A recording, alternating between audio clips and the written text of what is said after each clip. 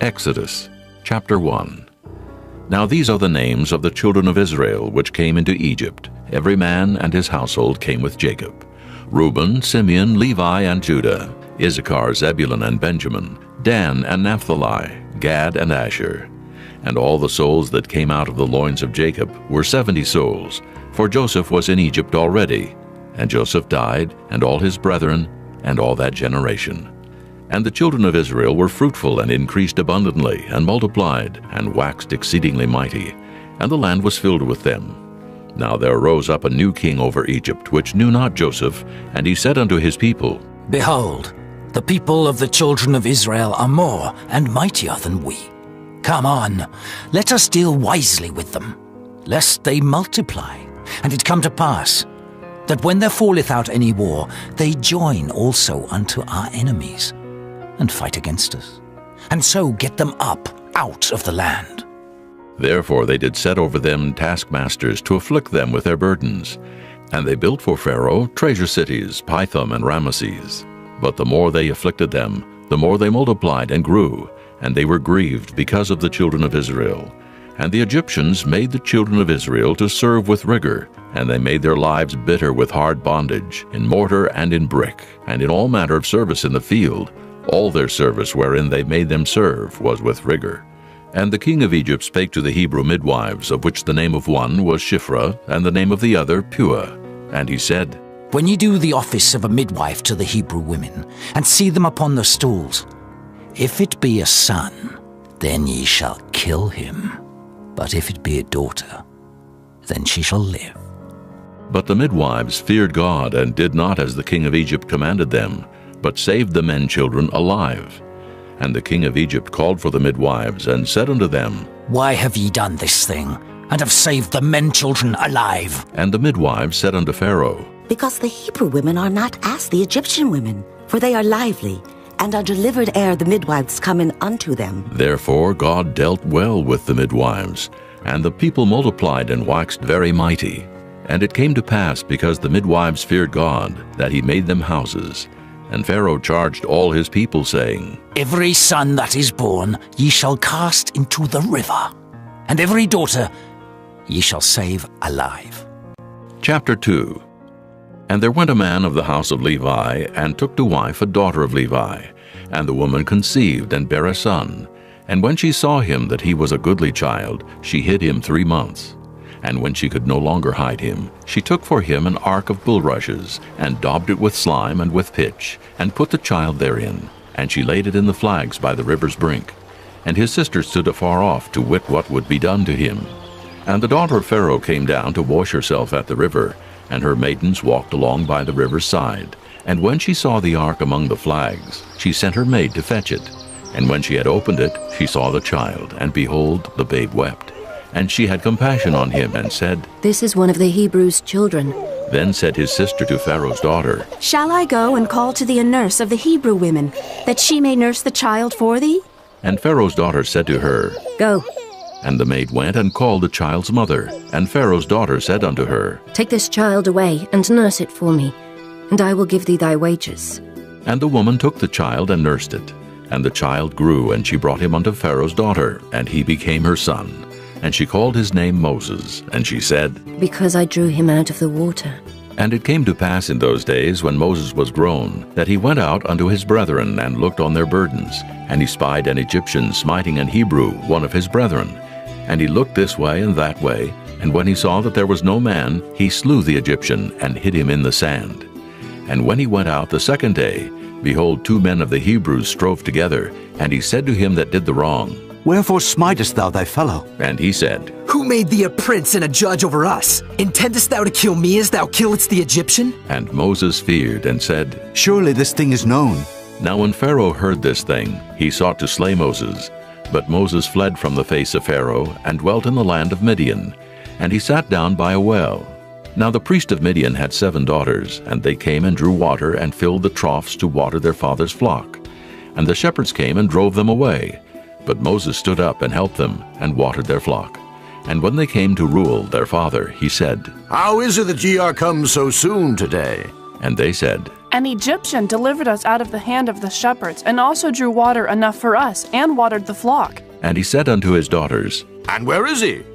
Why is it that ye have left the man? Call him, that he may eat bread. And Moses was content to dwell with the man. And he gave Moses Zipporah his daughter, and she bare him a son. And he called his name Gershom, for he said, I have been a stranger in a strange land. And it came to pass in process of time, that the king of Egypt died, and the children of Israel sighed by reason of the bondage. And they cried, and their cry came up unto God by reason of the bondage. And God heard their groaning. And God remembered his covenant with Abraham, with Isaac, and with Jacob. And God looked upon the children of Israel, and God had respect unto them. Chapter 3. Now Moses kept the flock of Jethro his father-in-law, the priest of Midian. And he led the flock to the backside of the desert, and came to the mountain of God, even to Horeb. And the angel of the Lord appeared unto him in a flame of fire out of the midst of a bush. And he looked, and behold, the bush burned with fire, and the bush was not consumed. And Moses said, I will now turn aside and see this great sight, why the bush is not burnt. And when the Lord saw that he turned aside to see, God called unto him out of the midst of the bush, and said, Moses, Moses. And he said, Here am I. And he said, Draw not nigh hither. Put off thy shoes from off thy feet, for the place whereon thou standest is holy ground. Moreover he said, I am the God of thy father, the God of Abraham, the God of Isaac, and the God of Jacob. And Moses hid his face, for he was afraid to look upon God. And the Lord said, I have surely seen the affliction of my people which are in Egypt, and have heard their cry by reason of their taskmasters. For I know their sorrows, and I am come down to deliver them out of the hand of the Egyptians, and to bring them up out of that land, unto a good land and a large, unto a land flowing with milk and honey, unto the place of the Canaanites, and the Hittites, and the Amorites, and the Perizzites, and the Hivites, and the Jebusites. Now therefore, behold, the cry of the children of Israel is come unto me, and I have also seen the oppression wherewith the Egyptians oppress them. Come now therefore, and I will send thee unto Pharaoh, that thou mayest bring forth my people, the children of Israel, out of Egypt. And Moses said unto God, Who am I, that I should go unto Pharaoh, and that I should bring forth the children of Israel out of Egypt? And he said, Certainly I will be with thee, and this shall be a token unto thee that I have sent thee. When thou hast brought forth the people out of Egypt, ye shall serve God upon this mountain. And Moses said unto God, Behold, when I come unto the children of Israel, and shall say unto them, The God of your fathers hath sent me unto you, and they shall say to me, What is his name? What shall I say unto them? And God said unto Moses, I am that I am. And he said, Thus shalt thou say unto the children of Israel, I am hath sent me unto you. And God said moreover unto Moses, Thus shalt thou say unto the children of Israel, The Lord God of your fathers, the God of Abraham, the God of Isaac, and the God of Jacob hath sent me unto you. This is my name forever, and this is my memorial unto all generations. Go and gather the elders of Israel together, and say unto them, The Lord God of your fathers, the God of Abraham, of Isaac, and of Jacob, appeared unto me, saying, I have surely visited you, and seen that which is done to you in Egypt. And I have said, I will bring you up out of the affliction of Egypt, unto the land of the Canaanites, and the Hittites, and the Amorites, and the Perizzites, and the Hivites, and the Jebusites, unto a land flowing with milk and honey. And they shall hearken to thy voice, and thou shalt come, thou and the elders of Israel, unto the king of Egypt, and ye shall say unto him, The Lord God of the Hebrews hath met with us, and now let us go. We beseech thee, 3 days' journey into the wilderness, that we may sacrifice to the Lord our God. And I am sure that the king of Egypt will not let you go, no, not by a mighty hand. And I will stretch out my hand and smite Egypt with all my wonders which I will do in the midst thereof. And after that he will let you go. And I will give this people favor in the sight of the Egyptians. And it shall come to pass, that when ye go, ye shall not go empty. But every woman shall borrow of her neighbor, and of her that sojourneth in her house, jewels of silver, and jewels of gold, and raiment. And ye shall put them upon your sons and upon your daughters, and ye shall spoil the Egyptians. Chapter 4. And Moses answered and said, But behold, they will not believe me, nor hearken unto my voice. For they will say, The Lord hath not appeared unto thee. And the Lord said unto him, What is that in thine hand? And he said, A rod. And he said, Cast it on the ground. And he cast it on the ground, and it became a serpent, and Moses fled from before it. And the Lord said unto Moses, Put forth thine hand, and take it by the tail. And he put forth his hand, and caught it, and it became a rod in his hand. That they may believe that the Lord God of their fathers, the God of Abraham, the God of Isaac, and the God of Jacob, hath appeared unto thee. And the Lord said furthermore unto him, Put now thine hand into thy bosom. And he put his hand into his bosom. And when he took it out, behold, his hand was leprous as snow. And he said, Put thine hand into thy bosom again. And he put his hand into his bosom again, and plucked it out of his bosom. And behold, it was turned again as his other flesh. And it shall come to pass, if they will not believe thee, neither hearken to the voice of the first sign, that they will believe the voice of the latter sign. And it shall come to pass, if they will not believe also these two signs, neither hearken unto thy voice, that thou shalt take of the water of the river, and pour it upon the dry land. And the water which thou takest out of the river shall become blood upon the dry land. And Moses said unto the Lord, O my Lord, I am not eloquent, neither heretofore nor since thou hast spoken unto thy servant, but I am slow of speech, and of a slow tongue. And the Lord said unto him, Who hath made man's mouth? Or who maketh the dumb or deaf, or the seen or the blind? Have not I the Lord? Now therefore go, and I will be with thy mouth, and teach thee what thou shalt say. And he said, O my Lord, send, I pray thee, by the hand of him whom thou wilt send. And the anger of the Lord was kindled against Moses, and he said, Is not Aaron the Levite thy brother? I know that he can speak well. And also, behold, he cometh forth to meet thee, and when he seeth thee, he will be glad in his heart. And thou shalt speak unto him, and put words in his mouth. And I will be with thy mouth, and with his mouth, and will teach you what ye shall do. And he shall be thy spokesman unto the people. And he shall be, even he shall be to thee instead of a mouth, and thou shalt be to him instead of God. And thou shalt take this rod in thine hand, wherewith thou shalt do signs. And Moses went and returned to Jethro his father-in-law, and said unto him, Let me go, I pray thee, and return unto my brethren which are in Egypt, and see whether they be yet alive. And Jethro said to Moses, Go in peace. And the Lord said unto Moses in Midian, Go, return into Egypt, for all the men are dead which sought thy life. And Moses took his wife and his sons, and set them upon an ass, and he returned to the land of Egypt. And Moses took the rod of God in his hand.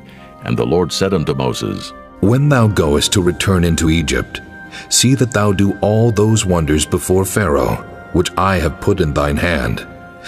But I will harden his heart, that he shall not let the people go. And thou shalt say unto Pharaoh, Thus saith the Lord, Israel is my son, even my firstborn. And I say unto thee, Let my son go, that he may serve me.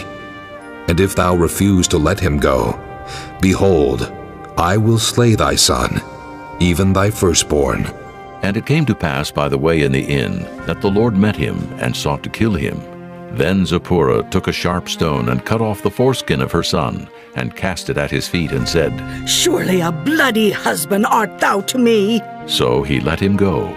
Then she said, A bloody husband thou art. because of the circumcision. And the Lord said to Aaron, Go into the wilderness to meet Moses. And he went and met him in the mount of God and kissed him. And Moses told Aaron all the words of the Lord who had sent him, and all the signs which he had commanded him. And Moses and Aaron went and gathered together all the elders of the children of Israel. And Aaron spake all the words which the Lord had spoken unto Moses, and did the signs in the sight of the people. And the people believed. And when they heard that the Lord had visited the children of Israel, and that he had looked upon their affliction, then they bowed their heads and worshipped. Chapter 5. And afterward Moses and Aaron went in and told Pharaoh, Thus saith the Lord God of Israel, Let my people go, that they may hold a feast unto me in the wilderness. And Pharaoh said, Who is the Lord, that I should obey his voice to let Israel go? I know not the Lord, neither will I let Israel go. And they said, The God of the Hebrews hath met with us. Let us go, we pray thee, 3 days' journey into the desert, and sacrifice unto the Lord our God, lest he fall upon us with pestilence or with the sword. And the king of Egypt said unto them, Wherefore do ye, Moses and Aaron, let the people from their works get you unto your burdens? And Pharaoh said, Behold, the people of the land now are many, and ye make them rest from their burdens. And Pharaoh commanded the same day the taskmasters of the people and their officers, saying, Ye shall no more give the people straw to make brick. As heretofore, let them go and gather straw for themselves. And the tale of the bricks, which they did make heretofore, ye shall lay upon them. Ye shall not diminish aught thereof, for they be idle. Therefore they cry, saying, Let us go and sacrifice to our God. Let their more work be laid upon the men, that they may labor therein, and let them not regard vain words. And the taskmasters of the people went out, and their officers, and they spake to the people, saying, Thus saith Pharaoh, I will not give you straw. Go ye, get you straw where ye can find it, yet not aught of your work shall be diminished. So the people were scattered abroad throughout all the land of Egypt to gather stubble instead of straw. And the taskmasters hasted them, saying, Fulfill your works, your daily tasks, as when there was straw. And the officers of the children of Israel, which Pharaoh's taskmasters had set over them, were beaten and demanded, Wherefore have ye not fulfilled your task in making brick both yesterday and today, as heretofore? Then the officers of the children of Israel came and cried unto Pharaoh, saying, Wherefore dealest thou thus with thy servants? There is no straw given unto thy servants, and they say to us, Make brick. And behold, thy servants are beaten, but the fault is in thine own people. But he said, Ye are idle. Ye are idle. Therefore ye say, Let us go and do sacrifice to the Lord. Go therefore now, and work. For there shall no straw be given you, yet shall ye deliver the tale of bricks. And the officers of the children of Israel did see that they were in evil case after it was said, Ye shall not diminish aught from your bricks of your daily task. And they met Moses and Aaron, who stood in the way as they came forth from Pharaoh. And they said unto them, The Lord look upon you and judge, because ye have made our Saviour to be abhorred in the eyes of Pharaoh, and in the eyes of his servants to put a sword in their hand to slay us. And Moses returned unto the Lord and said, Lord, wherefore hast thou so evil entreated this people? Why is it that thou hast sent me? For since I came to Pharaoh to speak in thy name, he hath done evil to this people. Neither hast thou delivered thy people at all. Chapter 6. Then the Lord said unto Moses, Now shalt thou see what I will do to Pharaoh. For with a strong hand shall he let them go, and with a strong hand shall he drive them out of his land. And God spake unto Moses and said unto him, I am the Lord, and I appeared unto Abraham, unto Isaac, and unto Jacob by the name of God Almighty. But by my name Jehovah was I not known to them. And I have also established my covenant with them, to give them the land of Canaan, the land of their pilgrimage, wherein they were strangers. And I have also heard the groaning of the children of Israel, whom the Egyptians keep in bondage, and I have remembered my covenant. Wherefore say unto the children of Israel, I am the Lord, and I will bring you out from under the burdens of the Egyptians. And I will rid you out of their bondage, and I will redeem you with a stretched out arm, and with great judgments. And I will take you to me for a people, and I will be to you a God. and ye shall know that I am the Lord your God, which bringeth you out from under the burdens of the Egyptians. And I will bring you in unto the land, concerning the which I did swear to give it to Abraham, to Isaac, and to Jacob, and I will give it you for an heritage. I am the Lord. And Moses spake so unto the children of Israel, but they hearkened not unto Moses for anguish of spirit and for cruel bondage. And the Lord spake unto Moses, saying, Go in, speak unto Pharaoh king of Egypt, that he let the children of Israel go out of his land. And Moses spake before the Lord, saying, Behold, the children of Israel have not hearkened unto me. How then shall Pharaoh hear me, who am of uncircumcised lips? And the Lord spake unto Moses and unto Aaron, and gave them a charge unto the children of Israel, and unto Pharaoh king of Egypt, to bring the children of Israel out of the land of Egypt. These be the heads of their fathers' houses. The sons of Reuben, the firstborn of Israel, Hanok, and Pallu, Hezron, and Carmi. These be the families of Reuben. And the sons of Simeon, Jemuel, and Jamin, and Ohad, and Jachin, and Zohar, and Shaul, the son of a Canaanitish woman. These are the families of Simeon. And these are the names of the sons of Levi according to their generations, Gershon, and Kohath, and Merari. And the years of the life of Levi were 137 years. The sons of Gershon, Libni, and Shimei, according to their families. And the sons of Kohath, Amram, and Izhar, and Hebron, and Uzziel. And the years of the life of Kohath were 133 years. And the sons of Merari, Mahali, and Mushi. These are the families of Levi, according to their generations. And Amram took him Jochebed, his father's sister, to wife, and she bare him Aaron and Moses. And the years of the life of Amram were 137 years. And the sons of Izhar, Korah, and Nephig, and Zichri. And the sons of Uzziel, Mishael, and Elzaphan, and Zithri. And Aaron took him Elisheba, daughter of Aminadab, sister of Naashon, to wife. And she bare him Nadab, and Abihu, Eleazar, and Ithamar. And the sons of Korah, Asir, and Elkanah, and Abiasaph. These are the families of the Korhites. And Eleazar, Aaron's son, took him one of the daughters of Putiel to wife, and she bare him Phinehas. These are the heads of the fathers of the Levites according to their families.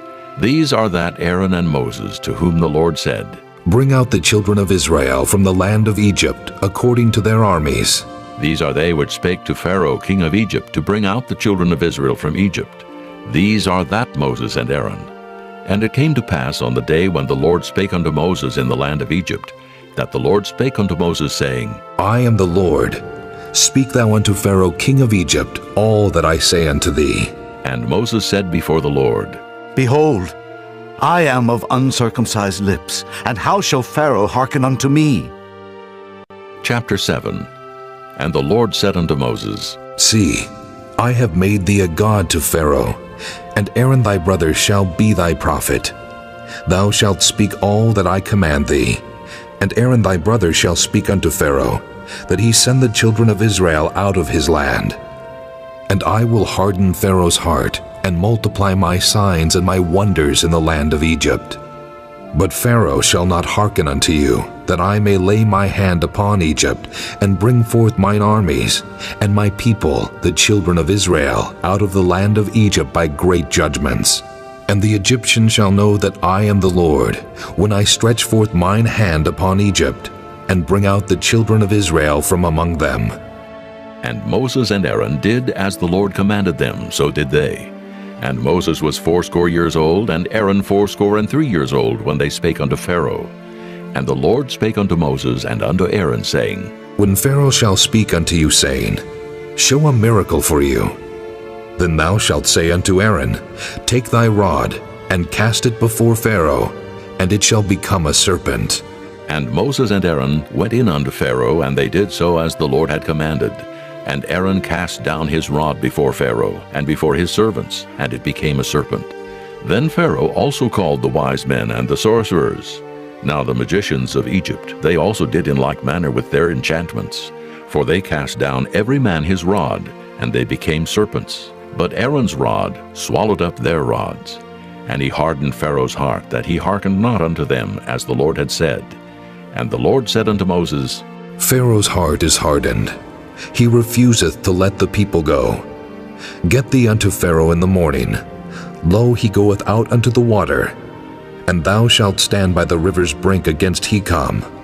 And the rod which was turned to a serpent shalt thou take in thine hand. And thou shalt say unto him, The Lord God of the Hebrews hath sent me unto thee, saying, Let my people go, that they may serve me in the wilderness. And behold, hitherto thou wouldest not hear. Thus saith the Lord, In this thou shalt know that I am the Lord. Behold, I will smite with the rod that is in mine hand upon the waters which are in the river, and they shall be turned to blood. And the fish that is in the river shall die, and the river shall stink, and the Egyptians shall loathe to drink of the water of the river. And the Lord spake unto Moses, Say unto Aaron, Take thy rod, and stretch out thine hand upon the waters of Egypt, upon their streams, upon their rivers, and upon their ponds, and upon all their pools of water, that they may become blood, and that there may be blood throughout all the land of Egypt, both in vessels of wood and in vessels of stone. And Moses and Aaron did so as the Lord commanded. And he lifted up the rod, and smote the waters that were in the river in the sight of Pharaoh, and in the sight of his servants. And all the waters that were in the river were turned to blood, and the fish that was in the river died. And the river stank, and the Egyptians could not drink of the water of the river, and there was blood throughout all the land of Egypt. And the magicians of Egypt did so with their enchantments, and Pharaoh's heart was hardened, neither did he hearken unto them as the Lord had said. And Pharaoh turned and went into his house, neither did he set his heart to this also. And all the Egyptians digged round about the river for water to drink, for they could not drink of the water of the river. And 7 days were fulfilled after that the Lord had smitten the river. Chapter 8. And the Lord spake unto Moses, Go unto Pharaoh, and say unto him, Thus saith the Lord, Let my people go, that they may serve me. And if thou refuse to let them go, behold, I will smite all thy borders with frogs, and the river shall bring forth frogs abundantly, which shall go up and come into thine house, and into thy bedchamber, and upon thy bed, and into the house of thy servants, and upon thy people, and into thine ovens, and into thy kneading troughs. And the frogs shall come up both on thee, and upon thy people, and upon all thy servants. And the Lord spake unto Moses, Say unto Aaron, Stretch forth thine hand with thy rod over the streams, over the rivers, and over the ponds, and cause frogs to come up upon the land of Egypt. And Aaron stretched out his hand over the waters of Egypt, and the frogs came up and covered the land of Egypt. And the magicians did so with their enchantments, and brought up frogs upon the land of Egypt. Then Pharaoh called for Moses and Aaron and said, Entreat the Lord, that he may take away the frogs from me and from my people. And I will let the people go, that they may do sacrifice unto the Lord. And Moses said unto Pharaoh, Glory over me. When shall I entreat for thee, and for thy servants, and for thy people, to destroy the frogs from thee and thy houses, that they may remain in the river only? And he said, Tomorrow. And he said, Be it according to thy word, that thou mayest know that there is none like unto the Lord our God. And the frogs shall depart from thee, and from thy houses, and from thy servants, and from thy people. They shall remain in the river only. And Moses and Aaron went out from Pharaoh, and Moses cried unto the Lord because of the frogs which he had brought against Pharaoh. And the Lord did according to the word of Moses, and the frogs died out of the houses, out of the villages, and out of the fields. And they gathered them together upon heaps, and the land stank. But when Pharaoh saw that there was respite, he hardened his heart, and hearkened not unto them as the Lord had said. And the Lord said unto Moses, Say unto Aaron, Stretch out thy rod, and smite the dust of the land, that it may become lice throughout all the land of Egypt.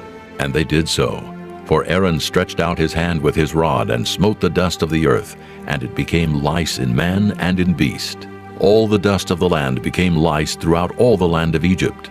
And the magicians did so with their enchantments to bring forth lice, but they could not.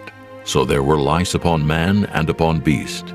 Then the magicians said unto Pharaoh, This is the finger of God. And Pharaoh's heart was hardened, and he hearkened not unto them as the Lord had said. And the Lord said unto Moses, Rise up early in the morning, and stand before Pharaoh. Lo, he cometh forth to the water, and say unto him, Thus saith the Lord, Let my people go, that they may serve me. Else, if thou wilt not let my people go, behold, I will send swarms of flies upon thee, and upon thy servants, and upon thy people, and into thy houses, and the houses of the Egyptians shall be full of swarms of flies, and also the ground whereon they are. And I will sever in that day the land of Goshen, in which my people dwell, that no swarms of flies shall be there, to the end thou mayest know that I am the Lord in the midst of the earth. And I will put a division between my people and thy people. Tomorrow shall this sign be. And the Lord did so. And there came a grievous swarm of flies into the house of Pharaoh, and into his servants' houses, and into all the land of Egypt. The land was corrupted by reason of the swarm of flies. And Pharaoh called for Moses and for Aaron, and said, Go ye, sacrifice to your God in the land. And Moses said, It is not meet so to do. For we shall sacrifice the abomination of the Egyptians to the Lord our God. Lo, shall we sacrifice the abomination of the Egyptians before their eyes? And will they not stone us? We will go 3 days' journey into the wilderness, and sacrifice to the Lord our God, as he shall command us. And Pharaoh said, I will let you go, that ye may sacrifice to the Lord your God in the wilderness. Only ye shall not go very far away. Entreat for me.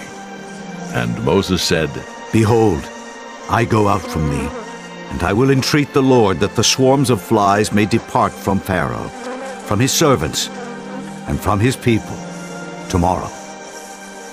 But let not Pharaoh deal deceitfully any more in not letting the people go to sacrifice to the Lord. And Moses went out from Pharaoh and entreated the Lord. And the Lord did according to the word of Moses, and he removed the swarms of flies from Pharaoh, from his servants, and from his people.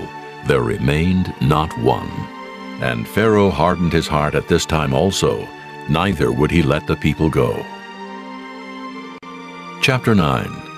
Then the Lord said unto Moses, Go in unto Pharaoh, and tell him, Thus saith the Lord God of the Hebrews, Let my people go, that they may serve me. For if thou refuse to let them go, and wilt hold them still, behold, the hand of the Lord is upon thy cattle, which is in the field, upon the horses, upon the asses, upon the camels, upon the oxen, and upon the sheep. There shall be a very grievous murrain. And the Lord shall sever between the cattle of Israel and the cattle of Egypt, and there shall nothing die of all that is the children's of Israel. And the Lord appointed a set time, saying, Tomorrow the Lord shall do this thing in the land. And the Lord did that thing on the morrow, and all the cattle of Egypt died, but of the cattle of the children of Israel died not one. And Pharaoh sent, and behold, there was not one of the cattle of the Israelites dead. And the heart of Pharaoh was hardened, and he did not let the people go. And the Lord said unto Moses and unto Aaron, Take to you handfuls of ashes of the furnace, and let Moses sprinkle it toward the heaven in the sight of Pharaoh. And it shall become small dust in all the land of Egypt, and shall be a boil breaking forth with blains upon man, and upon beast throughout all the land of Egypt. And they took ashes of the furnace, and stood before Pharaoh, and Moses sprinkled it up toward heaven, and it became a boil breaking forth with blains upon man and upon beast. And the magicians could not stand before Moses because of the boils, for the boil was upon the magicians and upon all the Egyptians. And the Lord hardened the heart of Pharaoh, and he hearkened not unto them, as the Lord had spoken unto Moses. And the Lord said unto Moses, Rise up early in the morning, and stand before Pharaoh, and say unto him, Thus saith the Lord God of the Hebrews, Let my people go, that they may serve me. For I will at this time send all my plagues upon thine heart, and upon thy servants, and upon thy people, that thou mayest know that there is none like me in all the earth. For now I will stretch out my hand, that I may smite thee and thy people with pestilence, and thou shalt be cut off from the earth. And in very deed for this cause have I raised thee up, for to show in thee my power, and that my name may be declared throughout all the earth. As yet exaltest thou thyself against my people, that thou wilt not let them go? Behold, tomorrow about this time, I will cause it to rain a very grievous hail, such as hath not been in Egypt since the foundation thereof even until now. Send therefore now, and gather thy cattle, and all that thou hast in the field, for upon every man and beast which shall be found in the field, and shall not be brought home, the hail shall come down upon them, and they shall die. He that feared the word of the Lord among the servants of Pharaoh made his servants and his cattle flee into the houses, and he that regarded not the word of the Lord left his servants and his cattle in the field. And the Lord said unto Moses, Stretch forth thine hand toward heaven, that there may be hail in all the land of Egypt, upon man, and upon beast, and upon every herb of the field throughout the land of Egypt. And Moses stretched forth his rod toward heaven, and the Lord sent thunder and hail, and the fire ran along upon the ground, and the Lord rained hail upon the land of Egypt. So there was hail and fire mingled with the hail, very grievous, such as there was none like it in all the land of Egypt, since it became a nation. And the hail smote throughout all the land of Egypt, all that was in the field, both man and beast. And the hail smote every herb of the field, and brake every tree of the field. Only in the land of Goshen, where the children of Israel were, was there no hail. And Pharaoh sent and called for Moses and Aaron, and said unto them, I have sinned this time. The Lord is righteous, and I and my people are wicked. Entreat the Lord, for it is enough, that there be no more mighty thunderings and hail, and I will let you go, and ye shall stay no longer. And Moses said unto him, As soon as I am gone out of the city, I will spread abroad my hands unto the Lord, and the thunder shall cease, neither shall there be any more hail, that thou mayest know how that the earth is the Lord's. But as for thee and thy servants, I know that ye will not yet fear the Lord God. And the flax and the barley was smitten, for the barley was in the ear, and the flax was bold. But the wheat and the rye were not smitten, for they were not grown up. And Moses went out of the city from Pharaoh, and spread abroad his hands unto the Lord. And the thunders and hail ceased, and the rain was not poured upon the earth. And when Pharaoh saw that the rain and the hail and the thunders were ceased, he sinned yet more, and hardened his heart, he and his servants. And the heart of Pharaoh was hardened, neither would he let the children of Israel go, as the Lord had spoken by Moses. Chapter 10.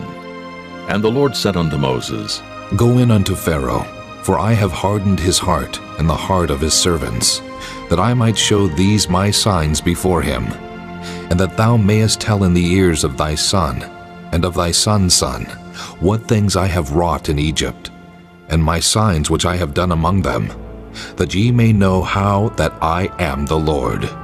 And Moses and Aaron came in unto Pharaoh, and said unto him, Thus saith the Lord God of the Hebrews, How long wilt thou refuse to humble thyself before me? Let my people go, that they may serve me. Else, if thou refuse to let my people go, behold, tomorrow will I bring the locusts into thy coast, and they shall cover the face of the earth, that one cannot be able to see the earth. And they shall eat the residue of that which is escaped, which remaineth unto you from the hail, and shall eat every tree which groweth for you out of the field.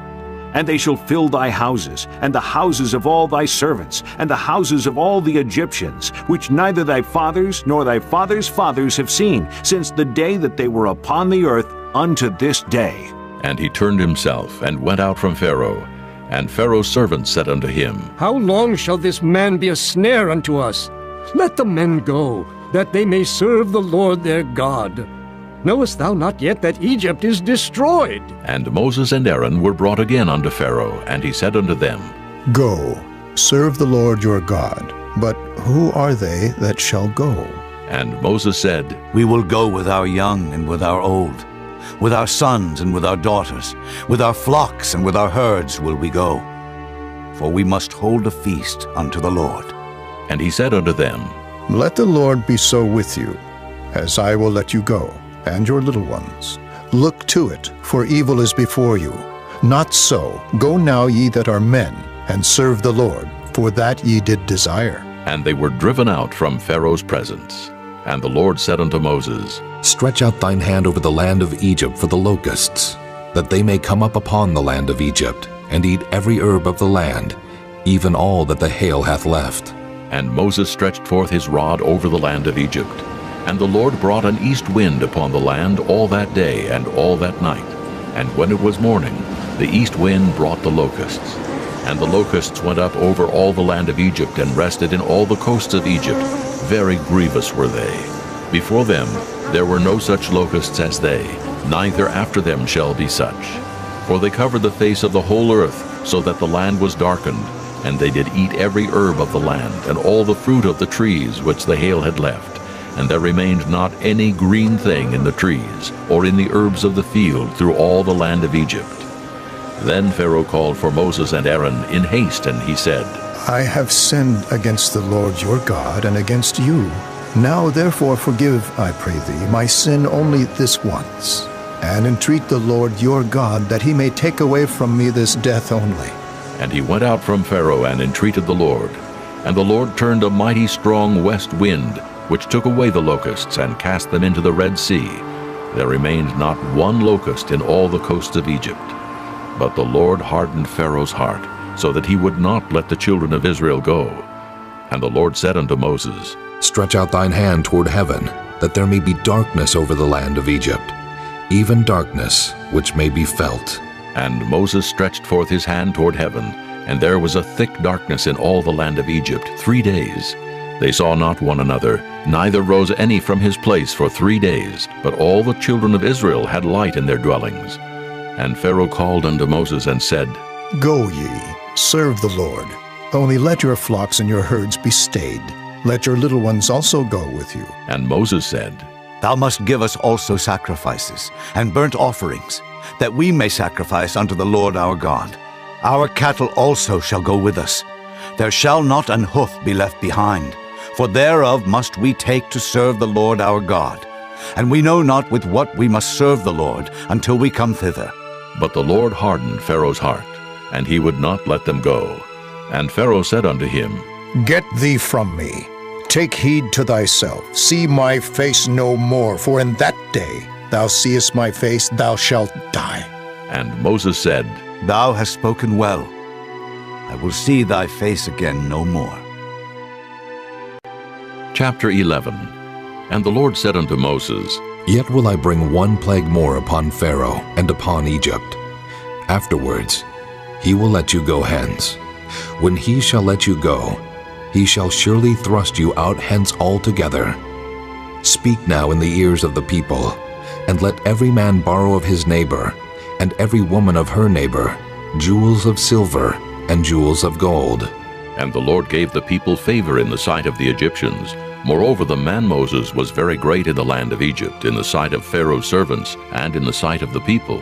And Moses said, Thus saith the Lord, About midnight will I go out into the midst of Egypt, and all the firstborn in the land of Egypt shall die, from the firstborn of Pharaoh that sitteth upon his throne, even unto the firstborn of the maidservant that is behind the mill, and all the firstborn of beasts. And there shall be a great cry throughout all the land of Egypt, such as there was none like it, nor shall be like it any more. But against any of the children of Israel shall not a dog move his tongue, against man or beast, that ye may know how that the Lord doth put a difference between the Egyptians and Israel. And all these thy servants shall come down unto me, and bow down themselves unto me, saying, Get thee out, and all the people that follow thee. And after that I will go out. And he went out from Pharaoh in a great anger. And the Lord said unto Moses, Pharaoh shall not hearken unto you, that my wonders may be multiplied in the land of Egypt. And Moses and Aaron did all these wonders before Pharaoh. And the Lord hardened Pharaoh's heart, so that he would not let the children of Israel go out of his land. Chapter 12. And the Lord spake unto Moses and Aaron in the land of Egypt, saying, This month shall be unto you the beginning of months. It shall be the first month of the year to you. Speak ye unto all the congregation of Israel, saying, In the 10th day of this month they shall take to them every man a lamb, according to the house of their fathers, a lamb for an house. And if the household be too little for the lamb, let him and his neighbor next unto his house take it according to the number of the souls. Every man according to his eating shall make your count for the lamb. Your lamb shall be without blemish, a male of the first year. Ye shall take it out from the sheep, or from the goats, and ye shall keep it up until the 14th day of the same month. And the whole assembly of the congregation of Israel shall kill it in the evening. And they shall take of the blood, and strike it on the 2 side posts, and on the upper doorpost of the houses, wherein they shall eat it. And they shall eat the flesh in that night, roast with fire and unleavened bread, and with bitter herbs they shall eat it. Eat not of it raw, nor sodden at all with water, but roast with fire his head with his legs, and with the purtenance thereof. And ye shall let nothing of it remain until the morning. And that which remaineth of it until the morning ye shall burn with fire. And thus shall ye eat it, with your loins girded, your shoes on your feet, and your staff in your hand. And ye shall eat it in haste. It is the Lord's Passover. For I will pass through the land of Egypt this night, and will smite all the firstborn in the land of Egypt, both man and beast, and against all the gods of Egypt I will execute judgment. I am the Lord. And the blood shall be to you for a token upon the houses where ye are. And when I see the blood, I will pass over you, and the plague shall not be upon you to destroy you when I smite the land of Egypt. And this day shall be unto you for a memorial, and ye shall keep it a feast to the Lord throughout your generations. Ye shall keep it a feast by an ordinance forever. 7 days shall ye eat unleavened bread. Even the first day ye shall put away leaven out of your houses. For whosoever eateth leavened bread from the first day until the 7th day, that soul shall be cut off from Israel. And in the first day there shall be an holy convocation, and in the 7th day there shall be an holy convocation to you. No manner of work shall be done in them, save that which every man must eat, that only may be done of you. And ye shall observe the feast of unleavened bread. For in this selfsame day have I brought your armies out of the land of Egypt. Therefore shall ye observe this day in your generations by an ordinance forever. In the first month, on the 14th day of the month at even, ye shall eat unleavened bread until the 21st day of the month at even. 7 days shall there be no leaven found in your houses. For whosoever eateth that which is leavened, even that soul shall be cut off from the congregation of Israel, whether he be a stranger or born in the land. Ye shall eat nothing leavened. In all your habitations shall ye eat unleavened bread. Then Moses called for all the elders of Israel and said unto them, Draw out and take you a lamb according to your families, and kill the Passover. And ye shall take a bunch of hyssop, and dip it in the blood that is in the basin, and strike the lintel and the 2 side posts with the blood that is in the basin. And none of you shall go out at the door of his house until the morning. For the Lord will pass through to smite the Egyptians. And when he seeth the blood upon the lintel and on the 2 side posts, the Lord will pass over the door, and will not suffer the destroyer to come in unto your houses to smite you. And ye shall observe this thing for an ordinance to thee and to thy sons forever. And it shall come to pass, when ye be come to the land which the Lord will give you, according as he hath promised, that ye shall keep this service. And it shall come to pass, when your children shall say unto you, What mean ye by this service? That ye shall say, It is the sacrifice of the Lord's Passover, who passed over the houses of the children of Israel in Egypt when he smote the Egyptians, and delivered our houses. And the people bowed the head and worshipped. And the children of Israel went away, and did as the Lord had commanded Moses and Aaron, so did they.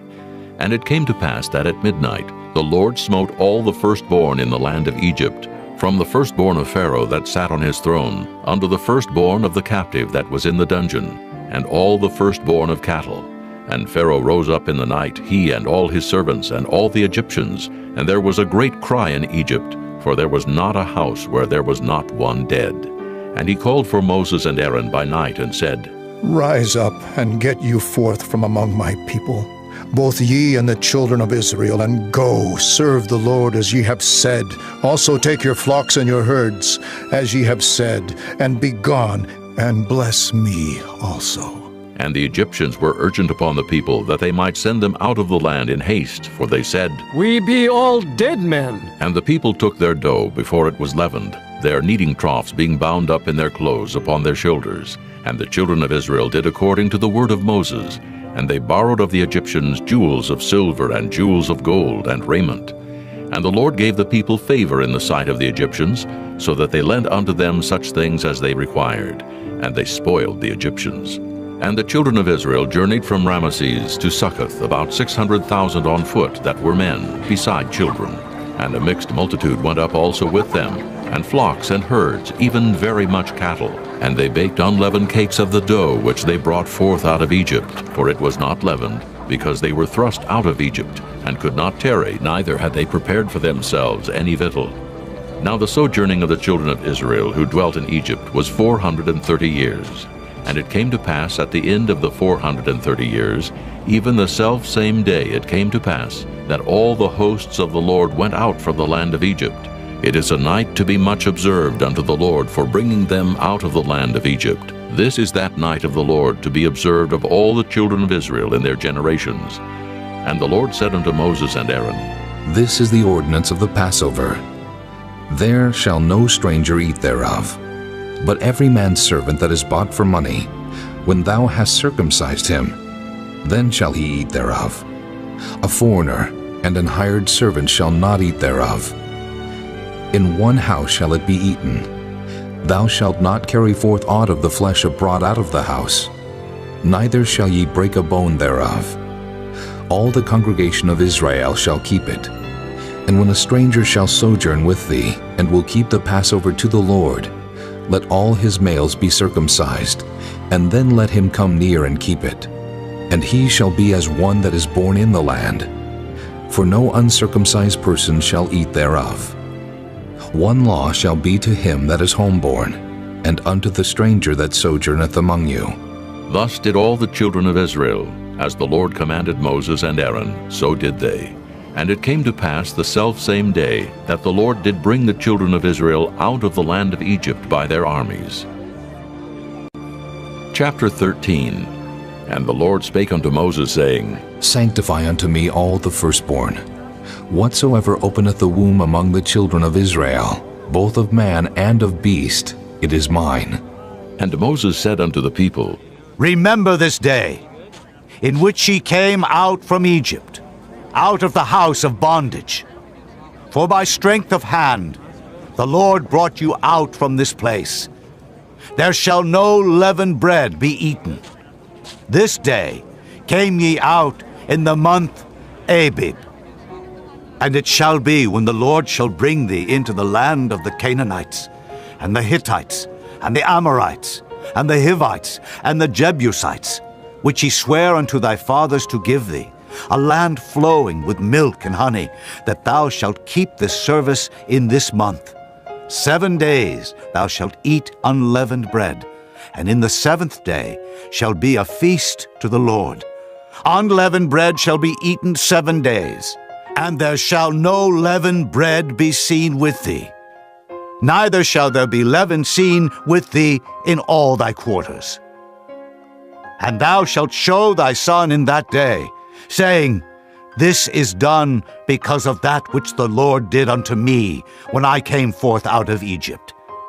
And it shall be for a sign unto thee upon thine hand, and for a memorial between thine eyes, that the Lord's law may be in thy mouth. For with a strong hand hath the Lord brought thee out of Egypt. Thou shalt therefore keep this ordinance in his season from year to year.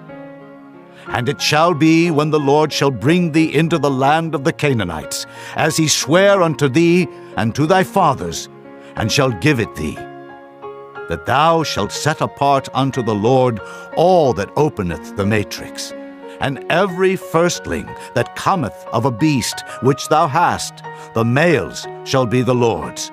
And every firstling of an ass thou shalt redeem with a lamb. And if thou wilt not redeem it, then thou shalt break his neck. And all the firstborn of man among thy children shalt thou redeem. And it shall be when thy son asketh thee in time to come, saying, What is this? That thou shalt say unto him, By strength of hand the Lord brought us out from Egypt, from the house of bondage.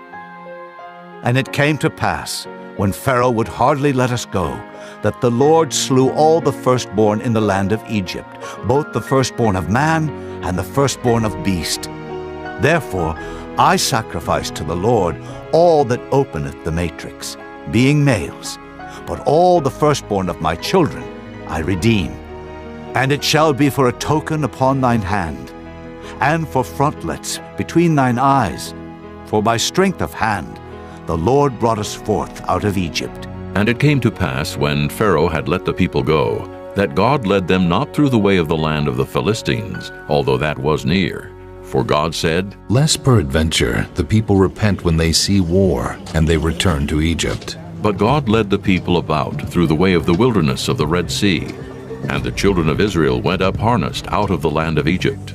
And Moses took the bones of Joseph with him, for he had straitly sworn the children of Israel, saying, God will surely visit you, and ye shall carry up my bones away hence with you. And they took their journey from Succoth, and encamped in Etham in the edge of the wilderness. And the Lord went before them by day in a pillar of cloud to lead them the way, and by night in a pillar of fire to give them light, to go by day and night. He took not away the pillar of the cloud by day, nor the pillar of fire by night from before the people. Chapter 14. And the Lord spake unto Moses, saying, Speak unto the children of Israel, that they turn and encamp before Pi-hahiroth, between Migdol and the sea, over against Baal-zephon. Before it shall ye encamp by the sea. For Pharaoh will say of the children of Israel, They are entangled in the land. The wilderness hath shut them in. And I will harden Pharaoh's heart, that he shall follow after them. And I will be honored upon Pharaoh, and upon all his host, that the Egyptians may know that I am the Lord. And they did so. And it was told the king of Egypt that the people fled.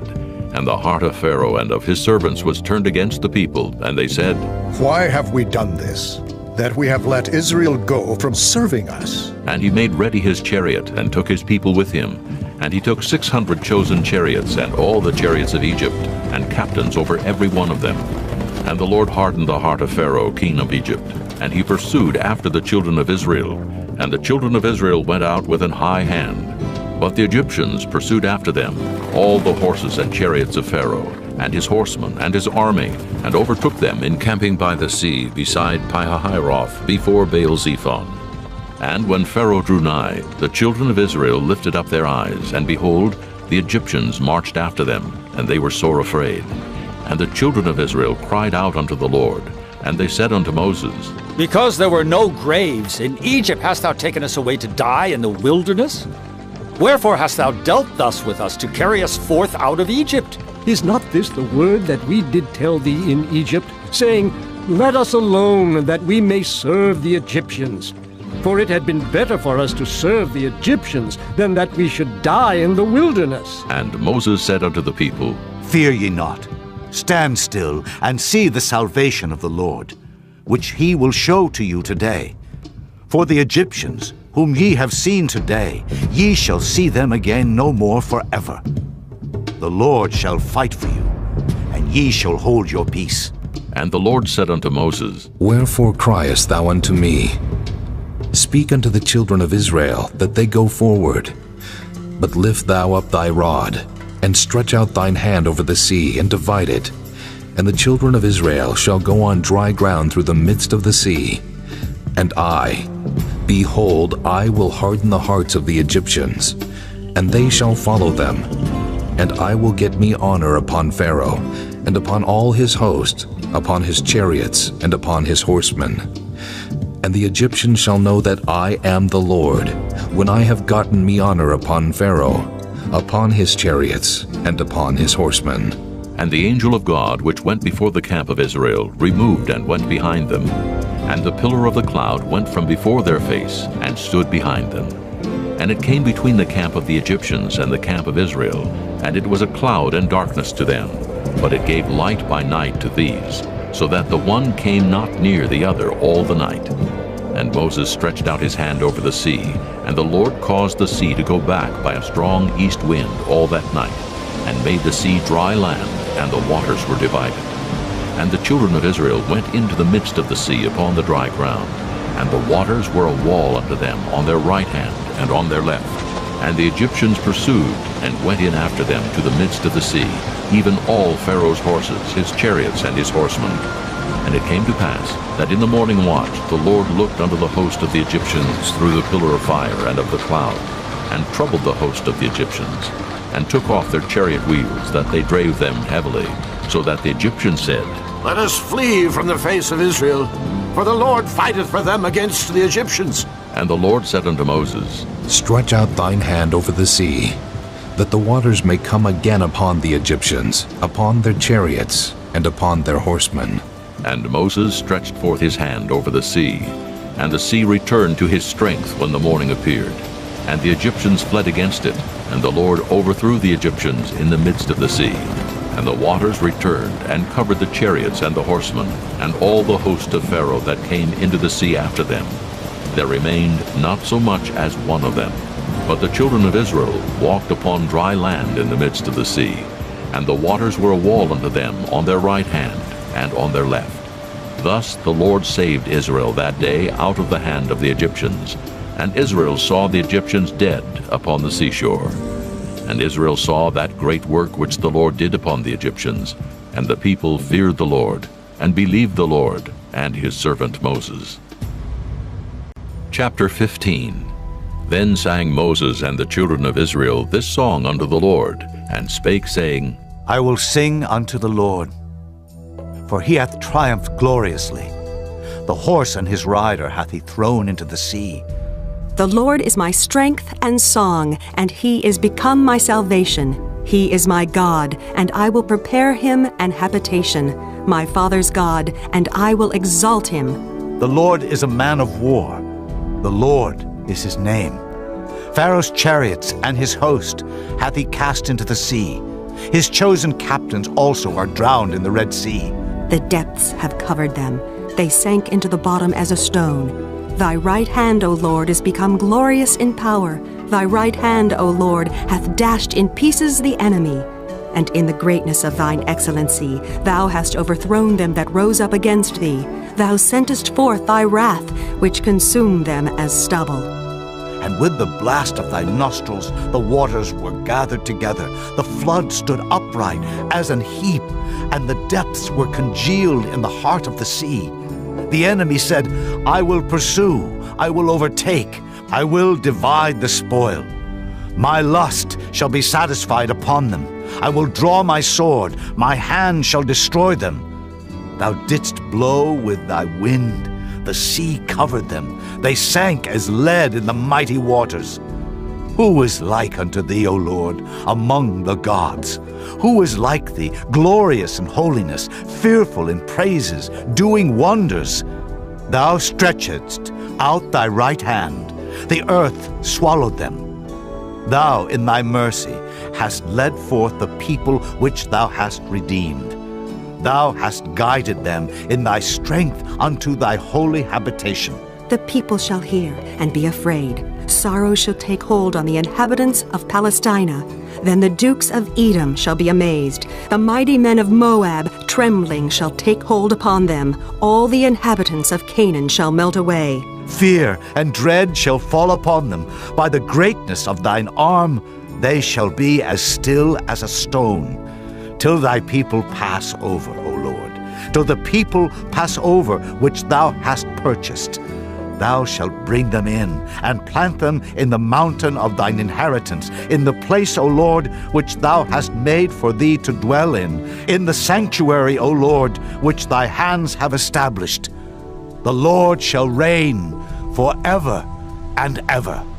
For the horse of Pharaoh went in with his chariots and with his horsemen into the sea, And the Lord brought again the waters of the sea upon them.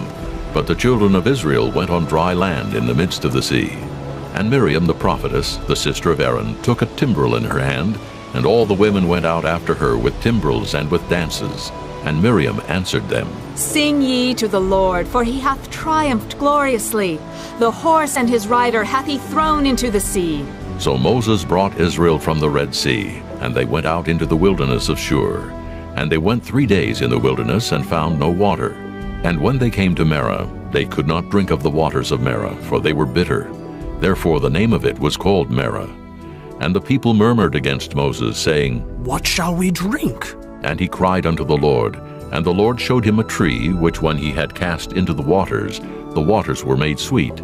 There he made for them a statute and an ordinance, and there he proved them, and said, If thou wilt diligently hearken to the voice of the Lord thy God, and wilt do that which is right in his sight, and wilt give ear to his commandments, and keep all his statutes, I will put none of these diseases upon thee, which I have brought upon the Egyptians.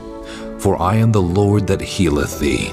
And they came to Elim, where were 12 wells of water, and 70 palm trees, and they encamped there by the waters.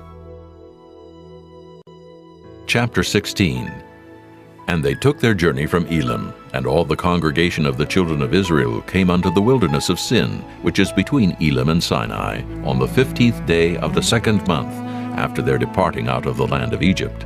And the whole congregation of the children of Israel murmured against Moses and Aaron in the wilderness.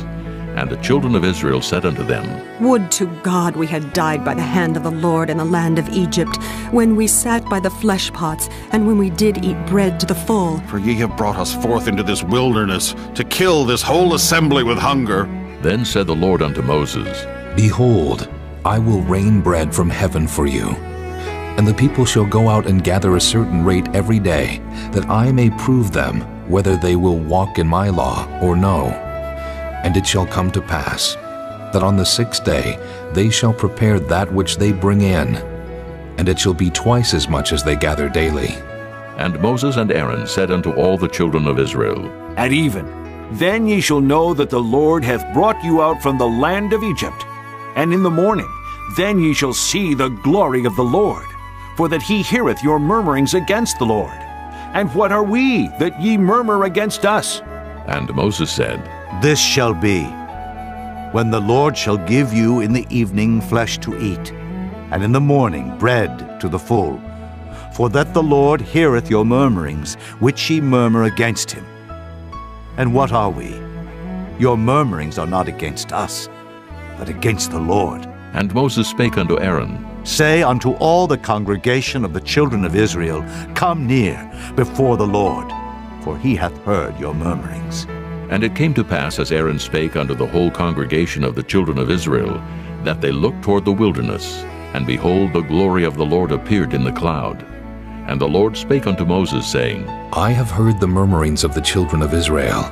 Speak unto them, saying, At even ye shall eat flesh, and in the morning ye shall be filled with bread, and ye shall know that I am the Lord your God.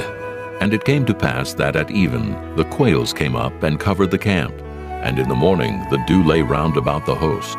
And when the dew that lay was gone up, behold, upon the face of the wilderness there lay a small round thing, as small as the hoarfrost on the ground. And when the children of Israel saw it, they said one to another, It is manna. For they wist not what it was. And Moses said unto them, This is the bread which the Lord hath given you to eat. This is the thing which the Lord hath commanded. Gather of it every man according to his eating, an omer for every man according to the number of your persons. Take ye every man for them which are in his tents. And the children of Israel did so, and gathered some more, some less. And when they did meet it with an omer, he that gathered much had nothing over, and he that gathered little had no lack. They gathered every man according to his eating. And Moses said, Let no man leave of it till the morning. Notwithstanding, they hearkened not unto Moses, but some of them left of it until the morning, and it bred worms, and stank. And Moses was wroth with them. And they gathered it every morning, every man according to his eating, and when the sun waxed hot, it melted. And it came to pass that on the 6th day they gathered twice as much bread, 2 omers for 1 man. And all the rulers of the congregation came and told Moses, and he said unto them, This is that which the Lord hath said. Tomorrow is the rest of the holy Sabbath unto the Lord. Bake that which ye will bake today, and seethe that ye will seethe, and that which remaineth over lay up for you to be kept until the morning. And they laid it up till the morning, as Moses bade. And it did not stink, neither was there any worm therein. And Moses said, Eat that today, for today is a Sabbath unto the Lord. Today ye shall not find it in the field. 6 days ye shall gather it, but on the 7th day, which is the Sabbath, in it there shall be none. And it came to pass that there went out some of the people on the 7th day for to gather, and they found none. And the Lord said unto Moses, How long refuse ye to keep my commandments and my laws? See, for that the Lord hath given you the Sabbath. Therefore he giveth you on the 6th day the bread of 2 days. Abide ye every man in his place. Let no man go out of his place on the 7th day. So the people rested on the 7th day. And the house of Israel called the name thereof manna, and it was like coriander seed, white, and the taste of it was like wafers made with honey. And Moses said, This is the thing which the Lord commandeth.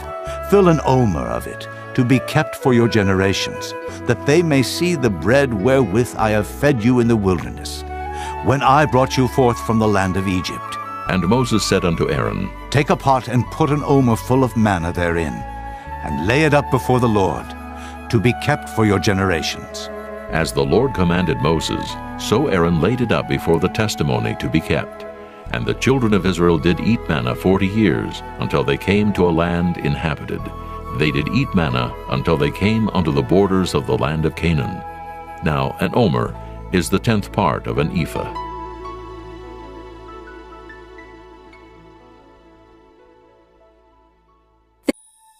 Chapter 17. And all the congregation of the children of Israel journeyed from the wilderness of Sin, after their journeys according to the commandment of the Lord, and pitched in Rephidim. And there was no water for the people to drink. Wherefore the people did chide with Moses, and said, Give us water, that we may drink. And Moses said unto them, Why chide ye with me? Wherefore do ye tempt the Lord? And the people thirsted there for water. And the people murmured against Moses, and said, Wherefore is this, that thou hast brought us up out of Egypt, to kill us and our children and our cattle with thirst? And Moses cried unto the Lord, saying, What shall I do unto this people?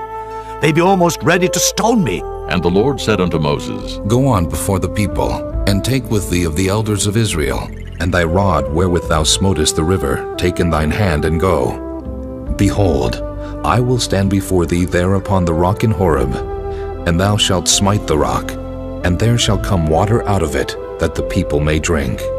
And Moses did so in the sight of the elders of Israel. And he called the name of the place Massah and Meribah, because of the chiding of the children of Israel, and because they tempted the Lord, saying, Is the Lord among us, or not? Then came Amalek and fought with Israel in Rephidim. And Moses said unto Joshua, Choose us out men, and go out, fight with Amalek. Tomorrow I will stand on the top of the hill with the rod of God in mine hand. So Joshua did as Moses had said to him, and fought with Amalek. And Moses, Aaron, and Hur went up to the top of the hill. And it came to pass when Moses held up his hand, that Israel prevailed. And when he let down his hand, Amalek prevailed. But Moses' hands were heavy, and they took a stone and put it under him, and he sat thereon. And Aaron and Hur stayed up his hands, the one on the one side, and the other on the other side. And his hands were steady until the going down of the sun. And Joshua discomfited Amalek and his people with the edge of the sword. And the Lord said unto Moses, Write this for a memorial in a book, and rehearse it in the ears of Joshua. For I will utterly put out the remembrance of Amalek from under heaven. And Moses built an altar, and called the name of it Jehovah Nissi. For he said, Because the Lord hath sworn that the Lord will have war with Amalek from generation to generation. Chapter 18. When Jethro, the priest of Midian, Moses' father-in-law, heard of all that God had done for Moses and for Israel his people, and that the Lord had brought Israel out of Egypt, then Jethro, Moses' father-in-law, took Zipporah, Moses' wife, after he had sent her back, and her 2 sons, of which the name of the one was Gershom. For he said, I have been an alien in a strange land. And the name of the other was Eliezer, for "The God of my father," said he, "was mine help, and delivered me from the sword of Pharaoh." And Jethro, Moses' father-in-law, came with his sons and his wife unto Moses into the wilderness, where he encamped at the mount of God. And he said unto Moses, I, thy father-in-law Jethro, am come unto thee, and thy wife and her 2 sons with her. And Moses went out to meet his father-in-law, and did obeisance, and kissed him. And they asked each other of their welfare, and they came into the tent. And Moses told his father-in-law all that the Lord had done unto Pharaoh and to the Egyptians for Israel's sake, and all the travail that had come upon them by the way, and how the Lord delivered them. And Jethro rejoiced for all the goodness which the Lord had done to Israel, whom he had delivered out of the hand of the Egyptians. And Jethro said, Blessed be the Lord, who hath delivered you out of the hand of the Egyptians, and out of the hand of Pharaoh, who hath delivered the people from under the hand of the Egyptians. Now I know that the Lord is greater than all gods, for in the thing wherein they dealt proudly he was above them. And Jethro, Moses' father-in-law, took a burnt offering and sacrifices for God. And Aaron came and all the elders of Israel to eat bread with Moses' father-in-law before God. And it came to pass on the morrow that Moses sat to judge the people, and the people stood by Moses from the morning unto the evening. And when Moses' father-in-law saw all that he did to the people, he said, What is this thing that thou doest to the people? Why sittest thou thyself alone, and all the people stand by thee from morning unto even? And Moses said unto his father-in-law, Because the people come unto me to inquire of God. When they have a matter, they come unto me, and I judge between one and another. And I do make them know the statutes of God, and his laws. And Moses' father-in-law said unto him, The thing that thou doest is not good. Thou wilt surely wear away, both thou and this people that is with thee. For this thing is too heavy for thee. Thou art not able to perform it thyself alone. Hearken now unto my voice. I will give thee counsel, and God shall be with thee. Be thou for the people to Godward, that thou mayest bring the causes unto God. And thou shalt teach them ordinances and laws, and shalt show them the way wherein they must walk, and the work that they must do. Moreover, thou shalt provide out of all the people able men, such as fear God, men of truth, hating covetousness, and place such over them to be rulers of thousands, and rulers of hundreds, rulers of 50s, and rulers of 10s. And let them judge the people at all seasons. And it shall be that every great matter they shall bring unto thee, but every small matter they shall judge. So shall it be easier for thyself, and they shall bear the burden with thee. If thou shalt do this thing, and God command thee so, then thou shalt be able to endure, and all this people shall also go to their place in peace. So Moses hearkened to the voice of his father-in-law, and did all that he had said. And Moses chose able men out of all Israel, and made them heads over the people, rulers of thousands, rulers of hundreds, rulers of 50s, and rulers of 10s. And they judged the people at all seasons. The hard causes they brought unto Moses, but every small matter they judged themselves. And Moses let his father-in-law depart, and he went his way into his own land. Chapter 19. In the 3rd month, when the children of Israel were gone forth out of the land of Egypt, the same day came they into the wilderness of Sinai, for they were departed from Rephidim, and were come to the desert of Sinai, and had pitched in the wilderness. And there Israel camped before the mount. And Moses went up unto God, and the Lord called unto him out of the mountain, saying, Thus shalt thou say to the house of Jacob, and tell the children of Israel, Ye have seen what I did unto the Egyptians, and how I bare you on eagle's wings, and brought you unto myself. Now therefore, if ye will obey my voice indeed, and keep my covenant, then ye shall be a peculiar treasure unto me above all people. For all the earth is mine, and ye shall be unto me a kingdom of priests, and an holy nation. These are the words which thou shalt speak unto the children of Israel. And Moses came and called for the elders of the people, and laid before their faces all these words which the Lord commanded him. And all the people answered together and said, All that the Lord hath spoken we will do. And Moses returned the words of the people unto the Lord. And the Lord said unto Moses, Lo, I come unto thee in a thick cloud, that the people may hear when I speak with thee, and believe thee forever. And Moses told the words of the people unto the Lord. And the Lord said unto Moses, Go unto the people, and sanctify them today and tomorrow. and let them wash their clothes, and be ready against the third day. For the third day the Lord will come down in the sight of all the people upon Mount Sinai. And thou shalt set bounds unto the people round about, saying, Take heed to yourselves, that ye go not up into the mount, or touch the border of it. Whosoever toucheth the mount shall be surely put to death. There shall not an hand touch it, but he shall surely be stoned or shot through. Whether it be beast or man, it shall not live. When the trumpet soundeth long, they shall come up to the mount. And Moses went down from the mount unto the people, and sanctified the people, and they washed their clothes. And he said unto the people, Be ready against the third day. Come not at your wives. And it came to pass on the third day in the morning, that there were thunders and lightnings, and a thick cloud upon the mount, and the voice of the trumpet exceeding loud, so that all the people that was in the camp trembled. And Moses brought forth the people out of the camp to meet with God, and they stood at the nether part of the mount. And Mount Sinai was altogether on a smoke, because the Lord descended upon it in fire, and the smoke thereof ascended as the smoke of a furnace, and the whole mount quaked greatly. And when the voice of the trumpet sounded long and waxed louder and louder, Moses spake, and God answered him by a voice. And the Lord came down upon Mount Sinai, on the top of the mount, and the Lord called Moses up to the top of the mount. And Moses went up, and the Lord said unto Moses, Go down, charge the people lest they break through unto the Lord to gaze, and many of them perish. And let the priests also, which come near to the Lord, sanctify themselves, lest the Lord break forth upon them. And Moses said unto the Lord, The people cannot come up to Mount Sinai, for thou chargest us, saying, Set bounds about the mount, and sanctify it. And the Lord said unto him, Away, get thee down, and thou shalt come up, thou and Aaron with thee. But let not the priests and the people break through to come up unto the Lord, lest he break forth upon them. So Moses went down unto the people, and spake unto them. Chapter 20. And God spake all these words, saying, I am the Lord thy God, which have brought thee out of the land of Egypt, out of the house of bondage. Thou shalt have no other gods before me. Thou shalt not make unto thee any graven image, or any likeness of anything that is in heaven above, or that is in the earth beneath, or that is in the water under the earth. Thou shalt not bow down thyself to them, nor serve them.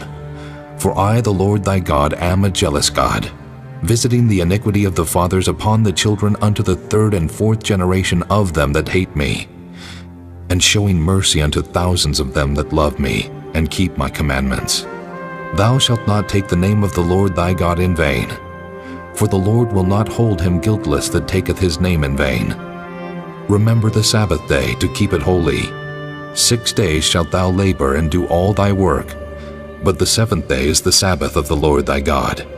In it thou shalt not do any work, thou, nor thy son, nor thy daughter, thy manservant, nor thy maidservant, nor thy cattle, nor thy stranger that is within thy gates. For in 6 days the Lord made heaven and earth, the sea, and all that in them is, and rested the seventh day. Wherefore the Lord blessed the Sabbath day, and hallowed it. Honor thy father and thy mother, that thy days may be long upon the land which the Lord thy God giveth thee. Thou shalt not kill. Thou shalt not commit adultery. Thou shalt not steal. Thou shalt not bear false witness against thy neighbor. Thou shalt not covet thy neighbor's house. Thou shalt not covet thy neighbor's wife, nor his manservant, nor his maidservant, nor his ox, nor his ass, nor anything that is thy neighbor's. And all the people saw the thunderings and the lightnings, and the noise of the trumpet, and the mountain smoking. And when the people saw it, they removed and stood afar off. And they said unto Moses, Speak thou with us, and we will hear. But let not God speak with us, lest we die. And Moses said unto the people, Fear not, for God is come to prove you, and that his fear may be before your faces, that ye sin not. And the people stood afar off. And Moses drew near unto the thick darkness where God was. And the Lord said unto Moses, Thus thou shalt say unto the children of Israel, Ye have seen that I have talked with you from heaven. Ye shall not make with me gods of silver, neither shall ye make unto you gods of gold. An altar of earth thou shalt make unto me, and shalt sacrifice thereon thy burnt offerings, and thy peace offerings, thy sheep, and thine oxen. In all places where I record my name I will come unto thee, and I will bless thee. And if thou wilt make me an altar of stone, thou shalt not build it of hewn stone, for if thou lift up thy tool upon it, thou hast polluted it. Neither shalt thou go up by steps unto mine altar, that thy nakedness be not discovered thereon. Chapter 21. Now these are the judgments which thou shalt set before them. If thou buy an Hebrew servant, 6 years he shall serve, and in the 7th he shall go out free for nothing. If he came in by himself, he shall go out by himself. If he were married, then his wife shall go out with him. If his master have given him a wife, and she have borne him sons or daughters, the wife and her children shall be her master's, and he shall go out by himself. And if the servant shall plainly say, I love my master, my wife, and my children, I will not go out free, then his master shall bring him unto the judges. He shall also bring him to the door, or unto the doorpost, and his master shall bore his ear through with an awl, and he shall serve him forever. And if a man sell his daughter to be a maidservant, she shall not go out as the men servants do. If she please not her master, who hath betrothed her to himself, then shall he let her be redeemed. To sell her unto a strange nation he shall have no power, seeing he hath dealt deceitfully with her. And if he have betrothed her unto his son, he shall deal with her after the manner of daughters. If he take him another wife, her food, her raiment, and her duty of marriage shall he not diminish. And if he do not these 3 unto her, then shall she go out free without money. He that smiteth a man so that he die, shall be surely put to death. And if a man lie not in wait, but God deliver him into his hand, then I will appoint thee a place whither he shall flee. But if a man come presumptuously upon his neighbor to slay him with guile, thou shalt take him from mine altar, that he may die. And he that smiteth his father or his mother shall be surely put to death. And he that stealeth a man and selleth him, or if he be found in his hand, he shall surely be put to death. And he that curseth his father or his mother shall surely be put to death. And if men strive together, and one smite another with a stone or with his fist, and he die not, but keepeth his bed, if he rise again, and walk abroad upon his staff, then shall he that smote him be quit. Only he shall pay for the loss of his time, and shall cause him to be thoroughly healed. And if a man smite his servant or his maid with a rod, and he die under his hand, he shall be surely punished. Notwithstanding, if he continue a day or 2, he shall not be punished, for he is his money.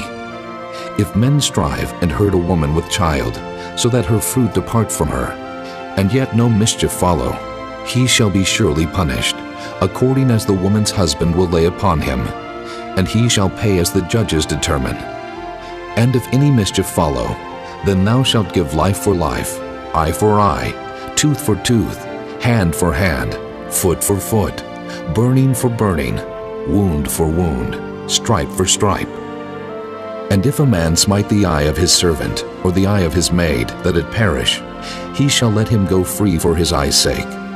And if he smite out his manservant's tooth, or his maidservant's tooth, he shall let him go free for his tooth's sake. If an ox gore a man or a woman, that they die, then the ox shall be surely stoned, and his flesh shall not be eaten, but the owner of the ox shall be quit. But if the ox were wont to push with his horn in time past, and it hath been testified to his owner, and he hath not kept him in, but that he hath killed a man or a woman, the ox shall be stoned, and his owner also shall be put to death. If there be laid on him a sum of money, then he shall give for the ransom of his life whatsoever is laid upon him. Whether he have gored a son, or have gored a daughter, according to this judgment shall it be done unto him. If the ox shall push a manservant or a maidservant, he shall give unto their master 30 shekels of silver, and the ox shall be stoned. And if a man shall open a pit, or if a man shall dig a pit, and not cover it, and an ox or an ass fall therein, the owner of the pit shall make it good, and give money unto the owner of them, and the dead beast shall be his. And if one man's ox hurt another's, that he die, then they shall sell the live ox and divide the money of it, and the dead ox also they shall divide. Or if it be known that the ox hath used to push in time past, and his owner hath not kept him in, he shall surely pay ox for ox, and the dead shall be his own. Chapter 22. If a man shall steal an ox or a sheep and kill it or sell it, he shall restore 5 oxen for an ox, and 4 sheep for a sheep. If a thief be found breaking up, and be smitten that he die, there shall no blood be shed for him. If the sun be risen upon him, there shall be blood shed for him, for he should make full restitution. If he have nothing, then he shall be sold for his theft. If the theft be certainly found in his hand alive, whether it be ox or ass or sheep, he shall restore double. If a man shall cause a field or vineyard to be eaten, and shall put in his beast, and shall feed in another man's field, of the best of his own field, and of the best of his own vineyard, shall he make restitution. If fire break out, and catch in thorns, so that the stacks of corn, or the standing corn, or the field be consumed therewith, he that kindled the fire shall surely make restitution. If a man shall deliver unto his neighbor money or stuff to keep, and it be stolen out of the man's house, if the thief be found, let him pay double. If the thief be not found, then the master of the house shall be brought unto the judges, to see whether he have put his hand unto his neighbor's goods. For all manner of trespass, whether it be for ox, for ass, for sheep, for raiment, or for any manner of lost thing which another challengeth to be his, the cause of both parties shall come before the judges, and whom the judges shall condemn, he shall pay double unto his neighbor. If a man deliver unto his neighbor an ass, or an ox, or a sheep, or any beast to keep, and it die, or be hurt, or driven away, no man seeing it, then shall an oath of the Lord be between them both, that he hath not put his hand unto his neighbor's goods, and the owner of it shall accept thereof, and he shall not make it good. And if it be stolen from him, he shall make restitution unto the owner thereof. If it be torn in pieces, then let him bring it for witness, and he shall not make good that which was torn. And if a man borrow aught of his neighbor, and it be hurt or die, the owner thereof being not with it, he shall surely make it good.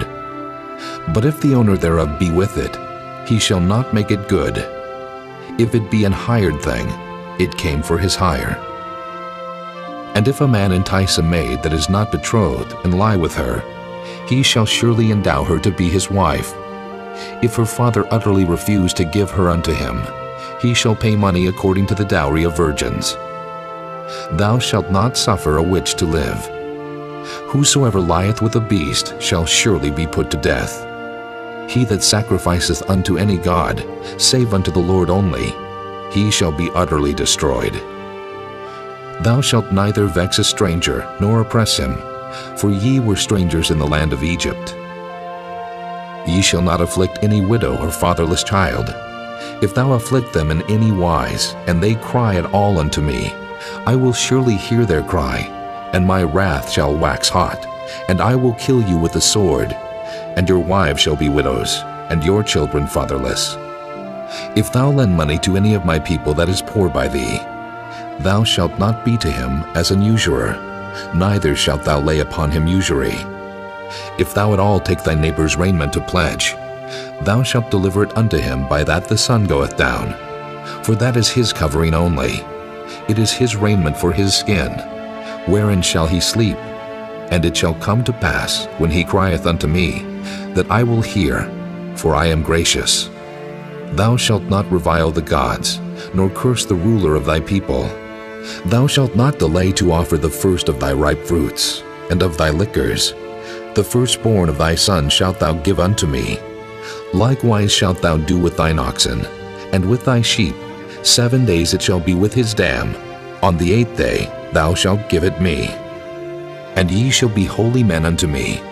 Neither shall ye eat any flesh that is torn of beast in the field. Ye shall cast it to the dogs. Chapter 23. Thou shalt not raise a false report. Put not thine hand with the wicked to be an unrighteous witness. Thou shalt not follow a multitude to do evil, neither shalt thou speak in a cause to decline after many to wrest judgment. Neither shalt thou countenance a poor man in his cause. If thou meet thine enemy's ox or his ass going astray, thou shalt surely bring it back to him again. If thou see the ass of him that hateth thee lying under his burden, and wouldest forbear to help him, thou shalt surely help with him. Thou shalt not wrest the judgment of thy poor in his cause. Keep thee far from a false matter, and the innocent and righteous slay thou not, for I will not justify the wicked. And thou shalt take no gift, for the gift blindeth the wise, and perverteth the words of the righteous. Also thou shalt not oppress a stranger, for ye know the heart of a stranger, seeing ye were strangers in the land of Egypt. And 6 years thou shalt sow thy land, and shalt gather in the fruits thereof. But the 7th year thou shalt let it rest and lie still, that the poor of thy people may eat, and what they leave the beasts of the field shall eat. In like manner thou shalt deal with thy vineyard, and with thy oliveyard. 6 days thou shalt do thy work, and on the 7th day thou shalt rest, that thine ox and thine ass may rest, and the son of thy handmaid, and the stranger may be refreshed. And in all things that I have said unto you be circumspect, and make no mention of the name of other gods, neither let it be heard out of thy mouth. 3 times thou shalt keep a feast unto me in the year. Thou shalt keep the feast of unleavened bread. Thou shalt eat unleavened bread 7 days, as I commanded thee, in the time appointed of the month Abib, for in it thou camest out from Egypt. And none shall appear before me empty. And the feast of harvest, the first fruits of thy labors which thou hast sown in the field, and the feast of ingathering, which is in the end of the year, when thou hast gathered in thy labors out of the field. 3 times in the year all thy males shall appear before the Lord God. Thou shalt not offer the blood of my sacrifice with leavened bread, neither shall the fat of my sacrifice remain until the morning. The first of the first fruits of thy land thou shalt bring into the house of the Lord thy God. Thou shalt not see the kid in his mother's milk. Behold, I send an angel before thee, to keep thee in the way, and to bring thee into the place which I have prepared. Beware of him, and obey his voice. Provoke him not, for he will not pardon your transgressions, for my name is in him. But if thou shalt indeed obey his voice, and do all that I speak, then I will be an enemy unto thine enemies, and an adversary unto thine adversaries. For mine angel shall go before thee, and bring thee in unto the Amorites, and the Hittites, and the Perizzites, and the Canaanites, the Hivites, and the Jebusites, and I will cut them off. Thou shalt not bow down to their gods, nor serve them, nor do after their works.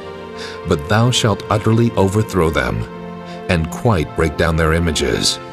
And ye shall serve the Lord your God, and he shall bless thy bread and thy water, and I will take sickness away from the midst of thee.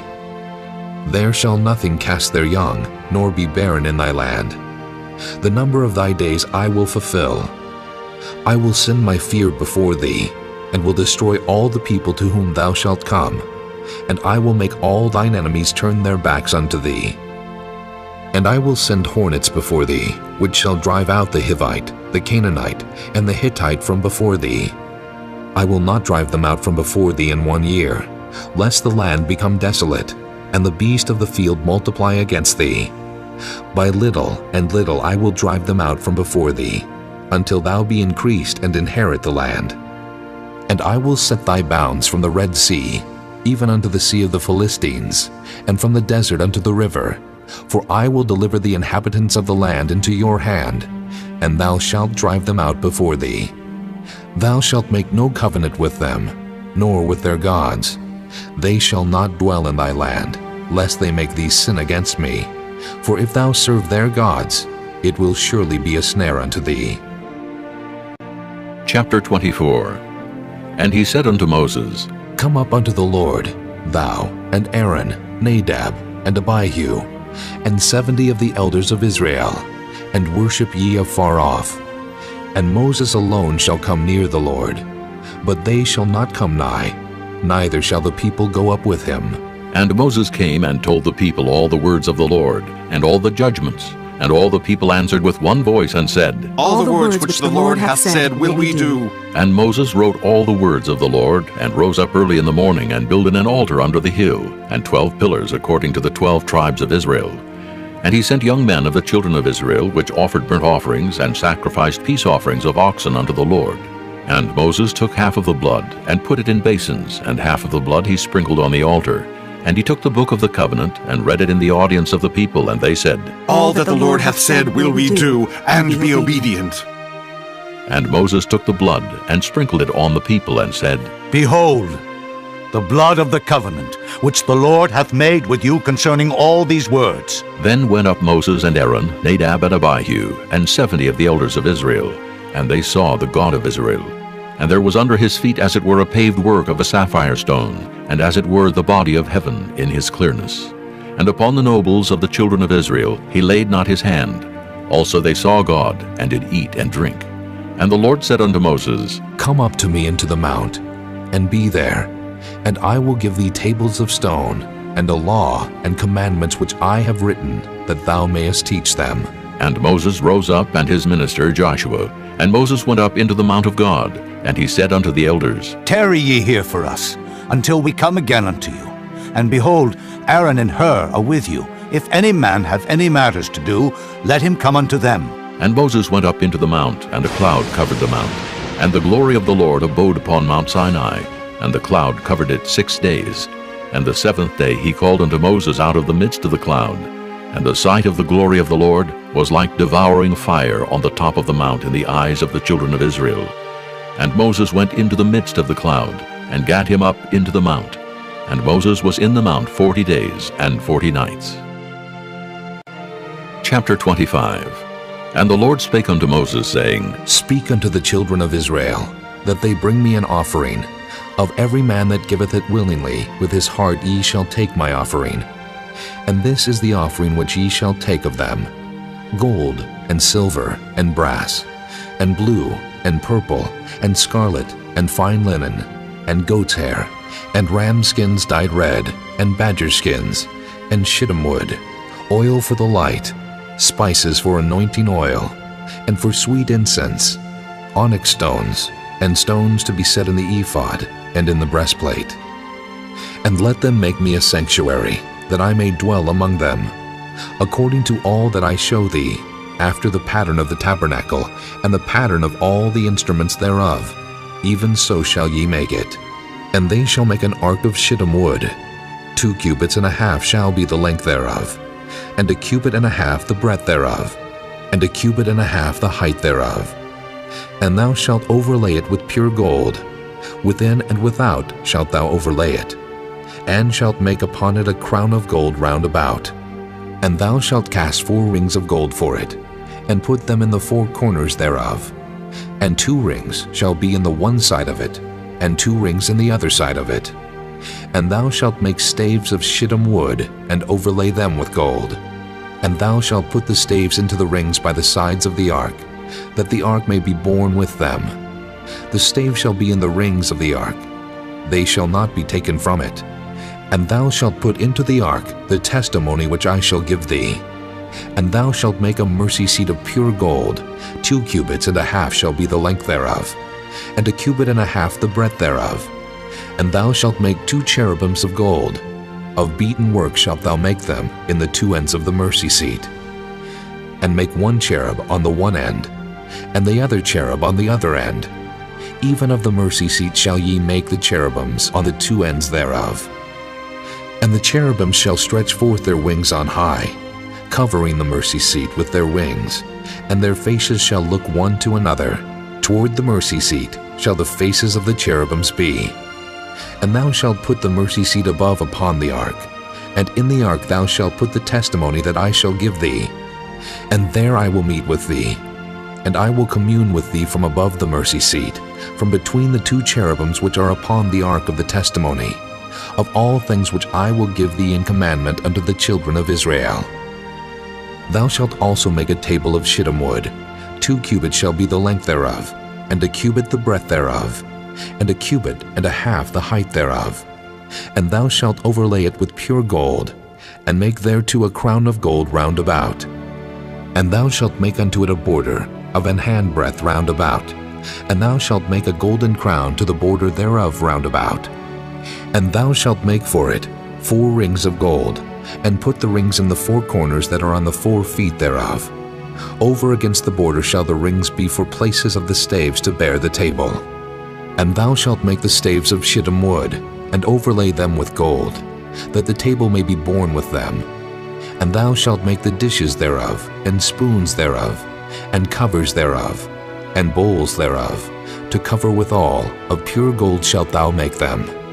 And thou shalt set upon the table showbread before me alway.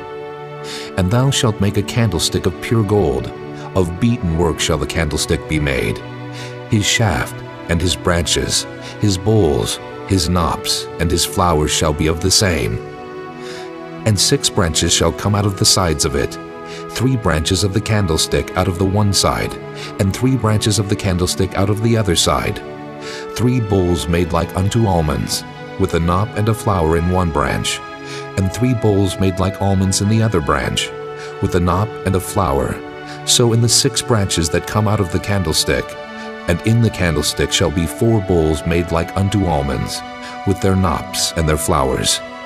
And there shall be a knop under 2 branches of the same, and a knop under 2 branches of the same, and a knop under 2 branches of the same, according to the 6 branches that proceed out of the candlestick.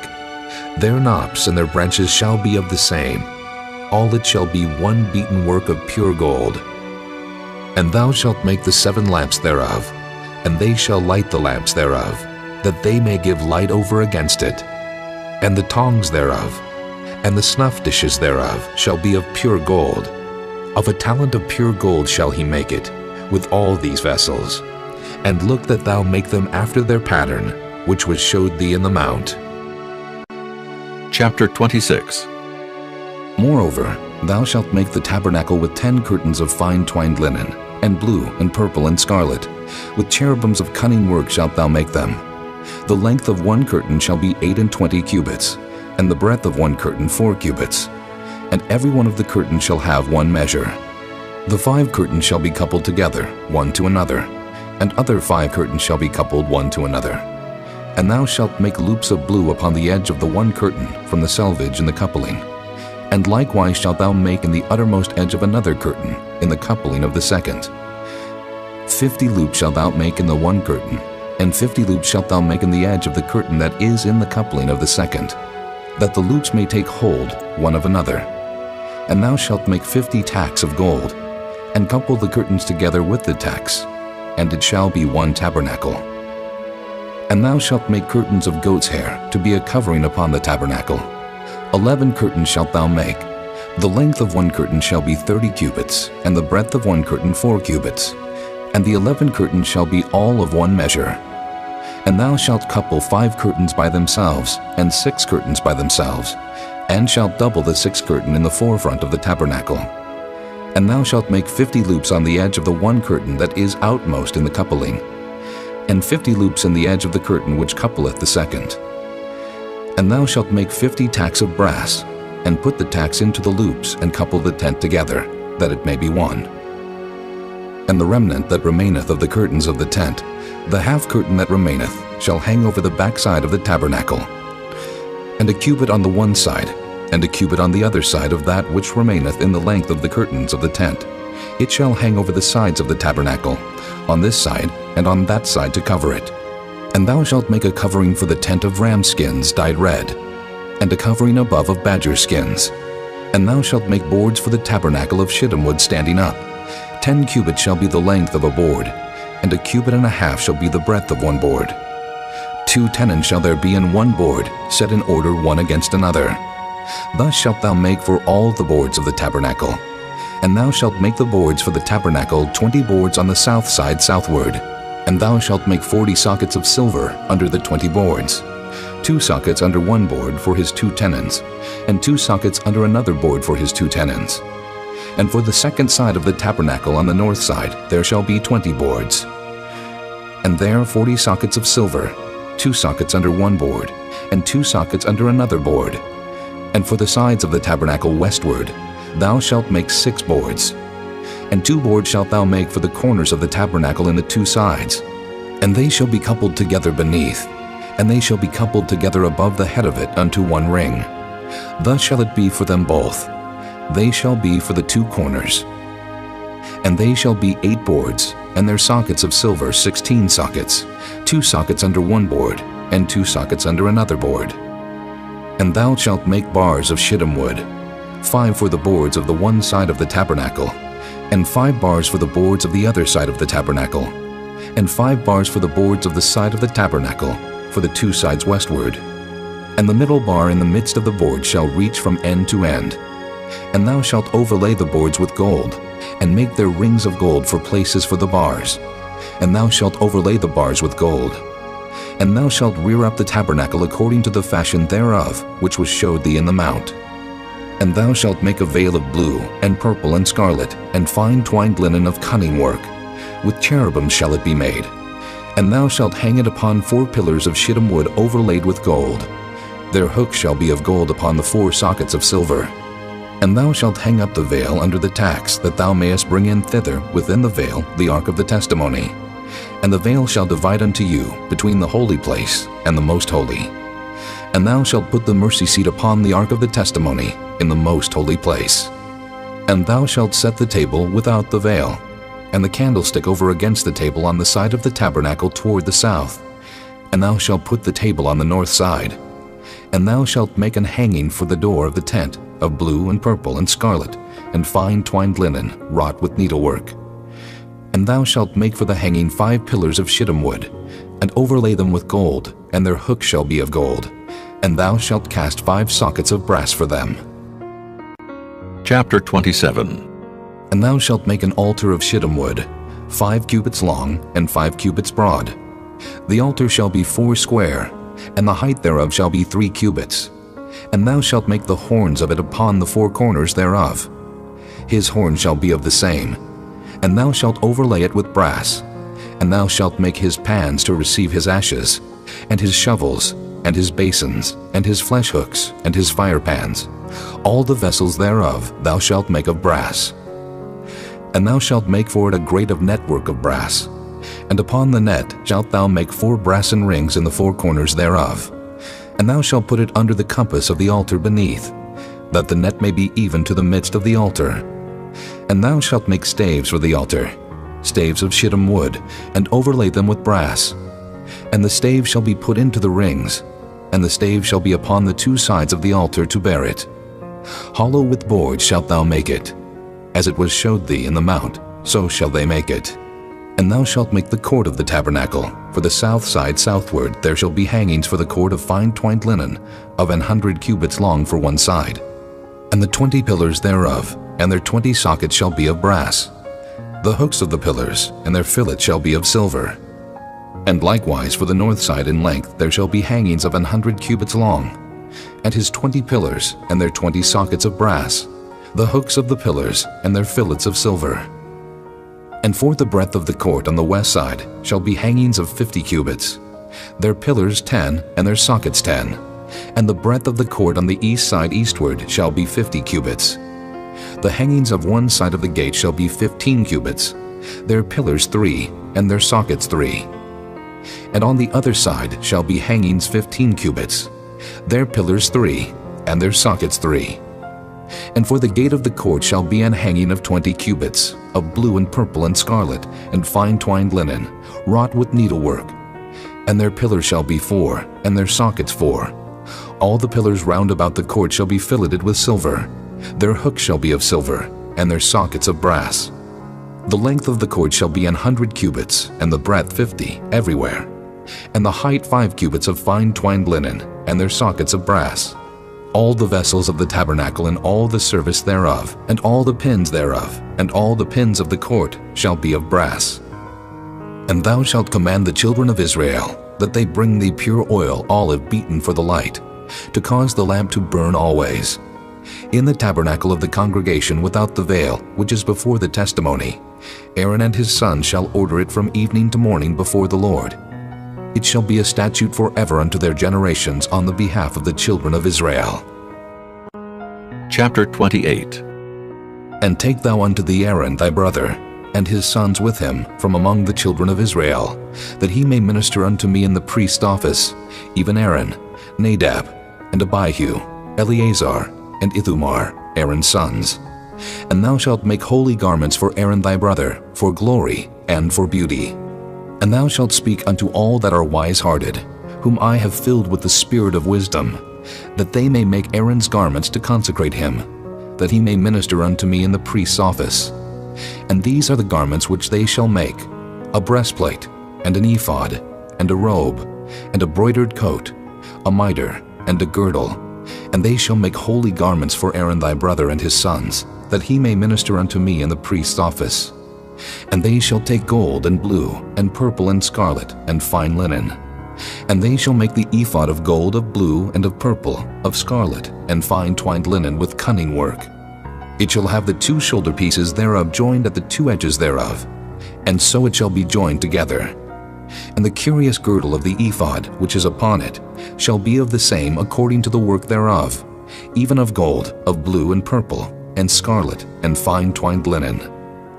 And thou shalt take 2 onyx stones, and grave on them the names of the children of Israel, 6 of their names on one stone, and the other 6 names of the rest on the other stone according to their birth. With the work of an engraver in stone, like the engravings of a signet, shalt thou engrave the 2 stones with the names of the children of Israel. Thou shalt make them to be set in ouches of gold. And thou shalt put the 2 stones upon the shoulders of the ephod for stones of memorial unto the children of Israel. And Aaron shall bear their names before the Lord upon his 2 shoulders for a memorial. And thou shalt make ouches of gold, and 2 chains of pure gold at the ends, of wreathen work shalt thou make them, and fasten the wreathen chains to the ouches. And thou shalt make the breastplate of judgment with cunning work. After the work of the ephod thou shalt make it. Of gold, of blue, and of purple, and of scarlet, and of fine twined linen shalt thou make it. 4 square it shall be being doubled. A span shall be the length thereof, and a span shall be the breadth thereof. And thou shalt set in it settings of stones, even 4 rows of stones. The first row shall be a sardius, a topaz, and a carbuncle. This shall be the first row. And the second row shall be an emerald, a sapphire, and a diamond. And the third row, a ligure, an agate, and an amethyst. And the fourth row, a beryl, and an onyx, and a jasper. They shall be set in gold in their enclosings. And the stones shall be with the names of the children of Israel, 12 according to their names, like the engravings of a signet. Every one with his name shall they be according to the 12 tribes. And thou shalt make upon the breastplate chains at the ends of wreathen work of pure gold. And thou shalt make upon the breastplate 2 rings of gold, and shalt put the 2 rings on the 2 ends of the breastplate. And thou shalt put the 2 wreathen chains of gold in the 2 rings which are on the ends of the breastplate. And the other 2 ends of the 2 wreathen chains thou shalt fasten in the 2 ouches, and put them on the shoulder pieces of the ephod before it. And thou shalt make 2 rings of gold, and thou shalt put them upon the 2 ends of the breastplate in the border thereof, which is in the side of the ephod inward. And 2 other rings of gold thou shalt make, and shalt put them on the 2 sides of the ephod underneath, toward the forepart thereof, over against the other coupling thereof, above the curious girdle of the ephod. And they shall bind the breastplate by the rings thereof unto the rings of the ephod with a lace of blue, that it may be above the curious girdle of the ephod, and that the breastplate be not loosed from the ephod. And Aaron shall bear the names of the children of Israel in the breastplate of judgment upon his heart, when he goeth in unto the holy place, for a memorial before the Lord continually. And thou shalt put in the breastplate of judgment the Urim and the Thummim, and they shall be upon Aaron's heart when he goeth in before the Lord.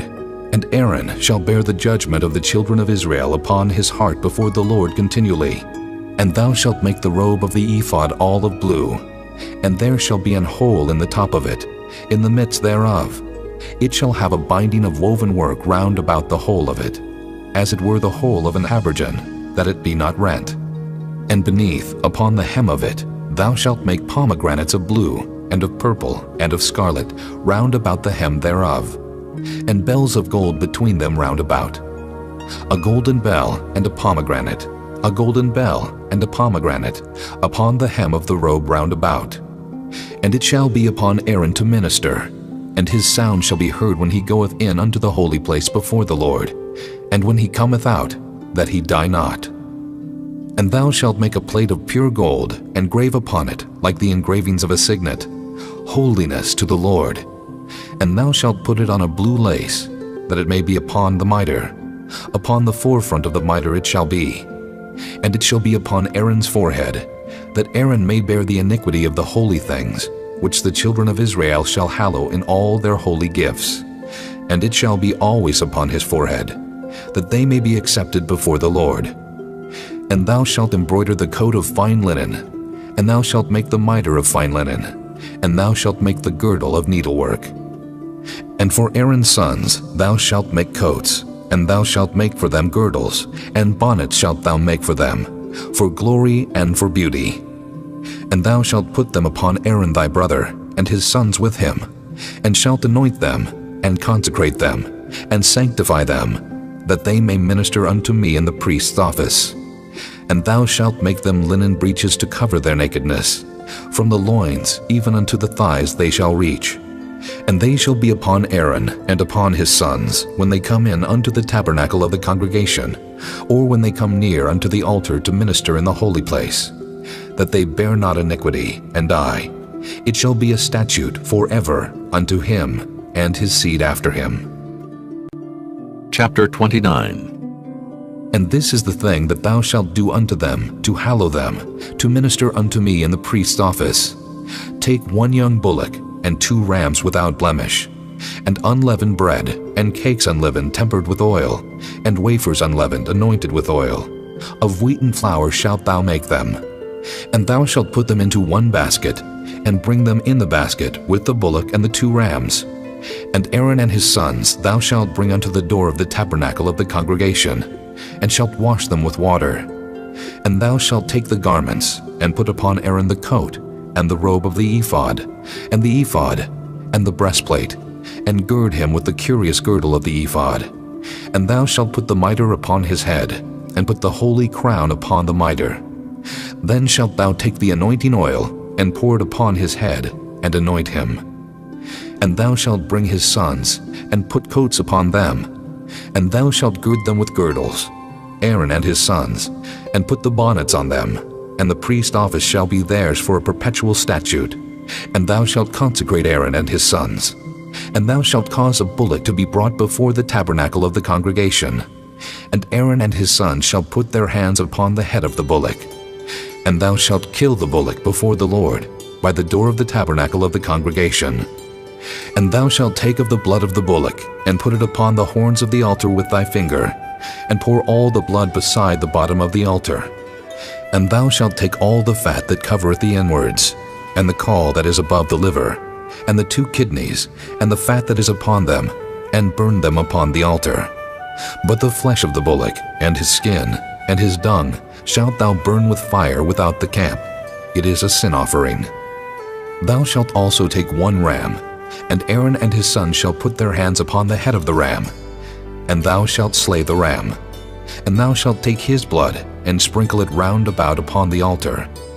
And thou shalt cut the ram in pieces, and wash the inwards of him, and his legs, and put them unto his pieces, and unto his head. And thou shalt burn the whole ram upon the altar. It is a burnt offering unto the Lord.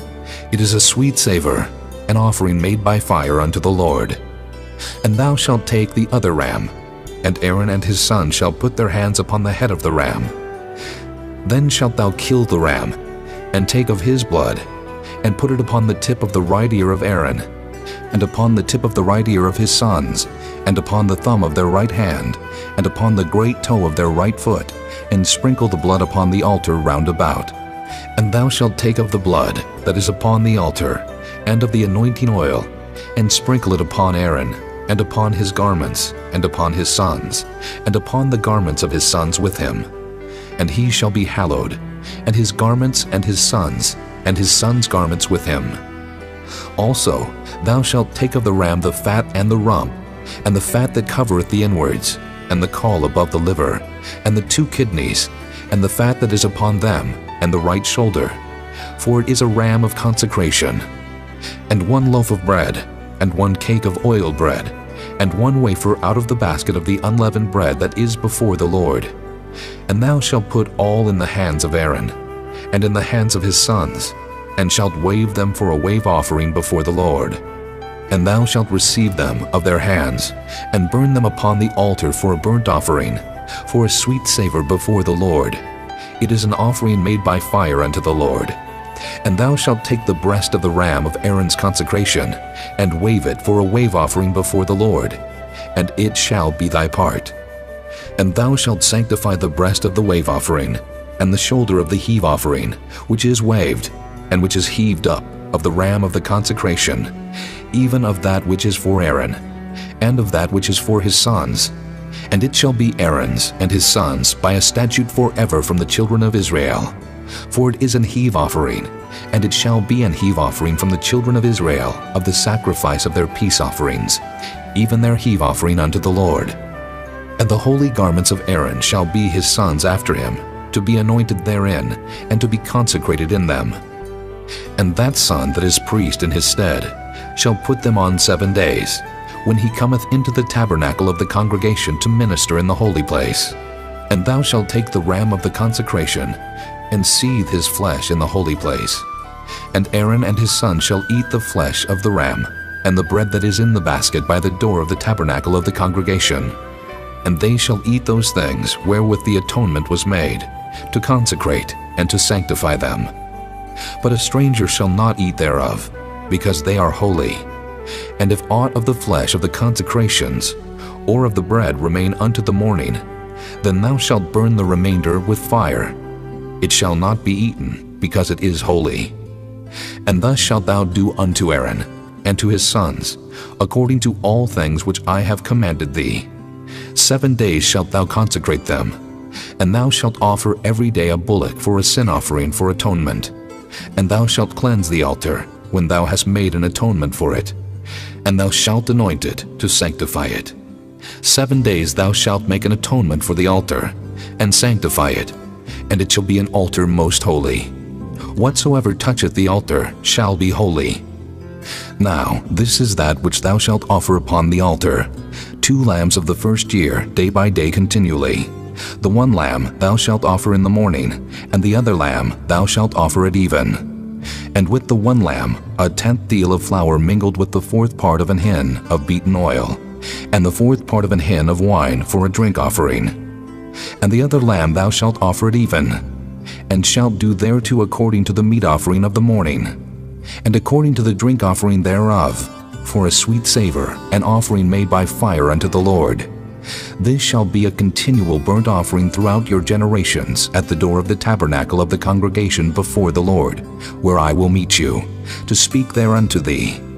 And there I will meet with the children of Israel, and the tabernacle shall be sanctified by my glory.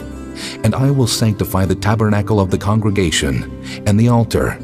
I will sanctify also both Aaron and his sons, to minister to me in the priest's office. And I will dwell among the children of Israel, and will be their God. And they shall know that I am the Lord their God, that brought them forth out of the land of Egypt, that I may dwell among them. I am the Lord their God. Chapter 30. And thou shalt make an altar to burn incense upon. Of shittim wood shalt thou make it. A cubit shall be the length thereof, and a cubit the breadth thereof. 4 square shall it be, and 2 cubits shall be the height thereof. The horns thereof shall be of the same. And thou shalt overlay it with pure gold, the top thereof, and the sides thereof round about, and the horns thereof. And thou shalt make unto it a crown of gold round about. And 2 golden rings shalt thou make to it under the crown of it, by the 2 corners thereof. Upon the 2 sides of it shalt thou make it, and they shall be for places for the staves to bear it withal. And thou shalt make the staves of shittim wood, and overlay them with gold. And thou shalt put it before the veil that is by the ark of the testimony, before the mercy seat that is over the testimony, where I will meet with thee. And Aaron shall burn thereon sweet incense every morning. When he dresseth the lamps, he shall burn incense upon it. And when Aaron lighteth the lamps at even, he shall burn incense upon it, a perpetual incense before the Lord throughout your generations. Ye shall offer no strange incense thereon, nor burnt sacrifice, nor meat offering, neither shall ye pour drink offering thereon. And Aaron shall make an atonement upon the horns of it once in a year, with the blood of the sin offering of atonements. Once in the year shall he make atonement upon it throughout your generations. It is most holy unto the Lord. And the Lord spake unto Moses, saying, When thou takest the sum of the children of Israel after their number, then shall they give every man a ransom for his soul unto the Lord, when thou numberest them, that there be no plague among them when thou numberest them. This they shall give, every one that passeth among them that are numbered, half a shekel after the shekel of the sanctuary. A shekel is 20 gerahs, and half shekel shall be the offering of the Lord. Every one that passeth among them that are numbered, from 20 years old and above, shall give an offering unto the Lord. The rich shall not give more, and the poor shall not give less than half a shekel, when they give an offering unto the Lord to make an atonement for your souls. And thou shalt take the atonement money of the children of Israel, and shalt appoint it for the service of the tabernacle of the congregation, that it may be a memorial unto the children of Israel before the Lord, to make an atonement for your souls. And the Lord spake unto Moses, saying, Thou shalt also make a laver of brass, and his foot also of brass, to wash withal, and thou shalt put it between the tabernacle of the congregation and the altar, and thou shalt put water therein. For Aaron and his sons shall wash their hands and their feet thereat. When they go into the tabernacle of the congregation, they shall wash with water, that they die not. Or when they come near to the altar to minister, to burn offering made by fire unto the Lord. So they shall wash their hands and their feet, that they die not.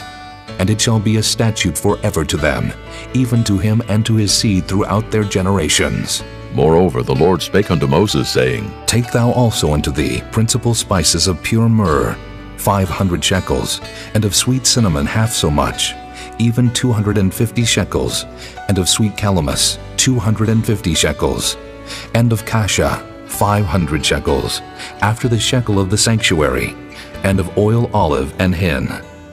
And thou shalt make it an oil of holy ointment, an ointment compound after the art of the apothecary. It shall be an holy anointing oil.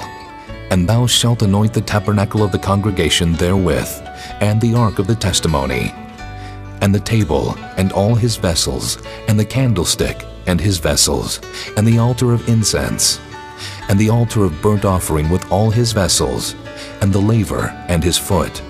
And thou shalt sanctify them, that they may be most holy. Whatsoever toucheth them shall be holy. And thou shalt anoint Aaron and his sons, and consecrate them, that they may minister unto me in the priest's office. And thou shalt speak unto the children of Israel, saying, This shall be an holy anointing oil unto me throughout your generations. Upon man's flesh shall it not be poured, neither shall ye make any other like it after the composition of it. It is holy, and it shall be holy unto you. Whosoever compoundeth any like it, or whosoever putteth any of it upon a stranger, shall even be cut off from his people. And the Lord said unto Moses, Take unto thee sweet spices, stacte, and onycha, and galbanum. These sweet spices with pure frankincense, of each shall there be a like weight. And thou shalt make it a perfume, a confection after the art of the apothecary, tempered together, pure and holy. And thou shalt beat some of it very small, and put of it before the testimony in the tabernacle of the congregation, where I will meet with thee. It shall be unto you most holy. And as for the perfume which thou shalt make, ye shall not make to yourselves according to the composition thereof. It shall be unto thee holy for the Lord. Whosoever shall make like unto that, to smell thereto, shall even be cut off from his people. Chapter 31. And the Lord spake unto Moses, saying, See, I have called by name Bezaleel, the son of Uri, the son of Hur of the tribe of Judah, and I have filled him with the Spirit of God, in wisdom, and in understanding, and in knowledge, and in all manner of workmanship, to devise cunning works, to work in gold, and in silver, and in brass, and in cutting of stones to set them, and in carving of timber, to work in all manner of workmanship. And I, behold, I have given with him Aholiab, the son of Ahisamach, of the tribe of Dan, And in the hearts of all that are wise-hearted I have put wisdom, that they may make all that I have commanded thee.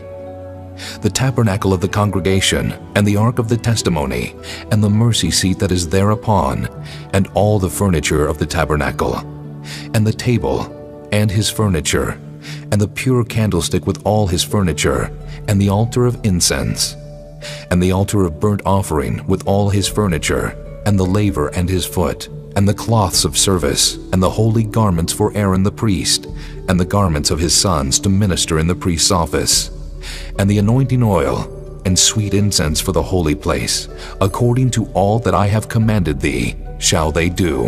And the Lord spake unto Moses, saying, Speak thou also unto the children of Israel, saying, Verily, my Sabbaths ye shall keep, for it is a sign between me and you throughout your generations, that ye may know that I am the Lord that doth sanctify you. Ye shall keep the Sabbath therefore, for it is holy unto you. Every one that defileth it shall surely be put to death. For whosoever doeth any work therein, that soul shall be cut off from among his people. 6 days may work be done, but in the seventh is the Sabbath of rest, holy to the Lord. Whosoever doeth any work in the Sabbath day, he shall surely be put to death. Wherefore the children of Israel shall keep the Sabbath, to observe the Sabbath throughout their generations for a perpetual covenant. It is a sign between me and the children of Israel forever.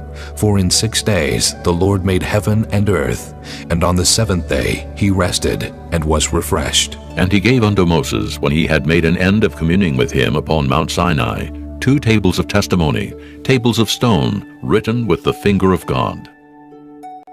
Chapter 32. And when the people saw that Moses delayed to come down out of the mount, the people gathered themselves together unto Aaron, and said unto him, Up, make us gods, which shall go before us. For as for this Moses, the man that brought us up out of the land of Egypt, we wot not what has become of him. And Aaron said unto them, Break off the golden earrings, which are in the ears of your wives, of your sons, and of your daughters, and bring them unto me. And all the people brake off the golden earrings which were in their ears, and brought them unto Aaron. And he received them at their hand, and fashioned it with a graving tool, after he had made it a molten calf. And they said, These be thy gods, O Israel, which brought thee up out of the land of Egypt.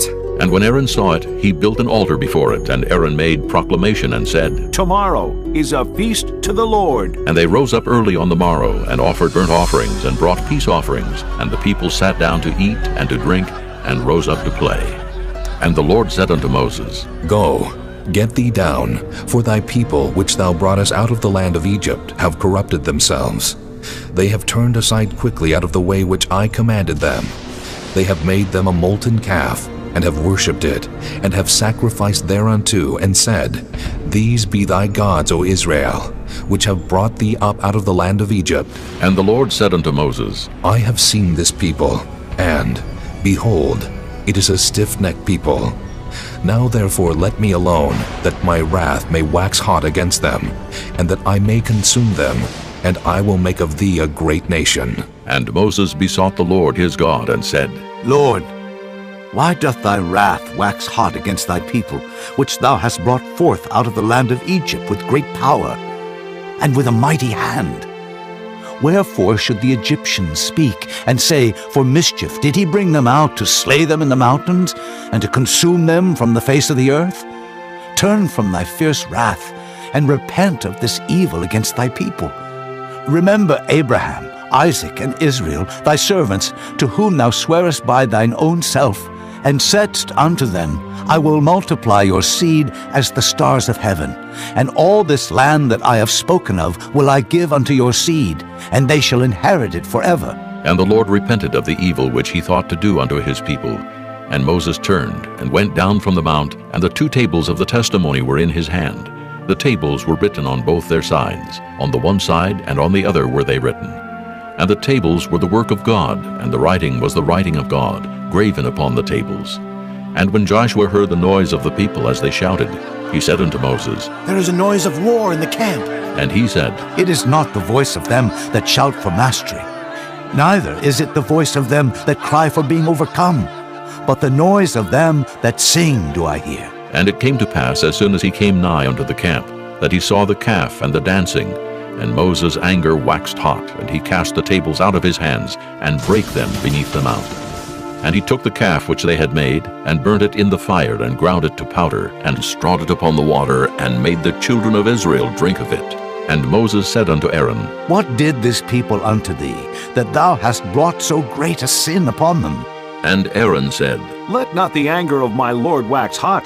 Thou knowest the people, that they are set on mischief. For they said unto me, Make us gods which shall go before us. For as for this Moses, the man that brought us up out of the land of Egypt, we wot not what is become of him. And I said unto them, Whosoever hath any gold, let them break it off. So they gave it me. Then I cast it into the fire, and there came out this calf. And when Moses saw that the people were naked, for Aaron had made them naked unto their shame among their enemies, then Moses stood in the gate of the camp, and said, Who is on the Lord's side? Let him come unto me. And all the sons of Levi gathered themselves together unto him.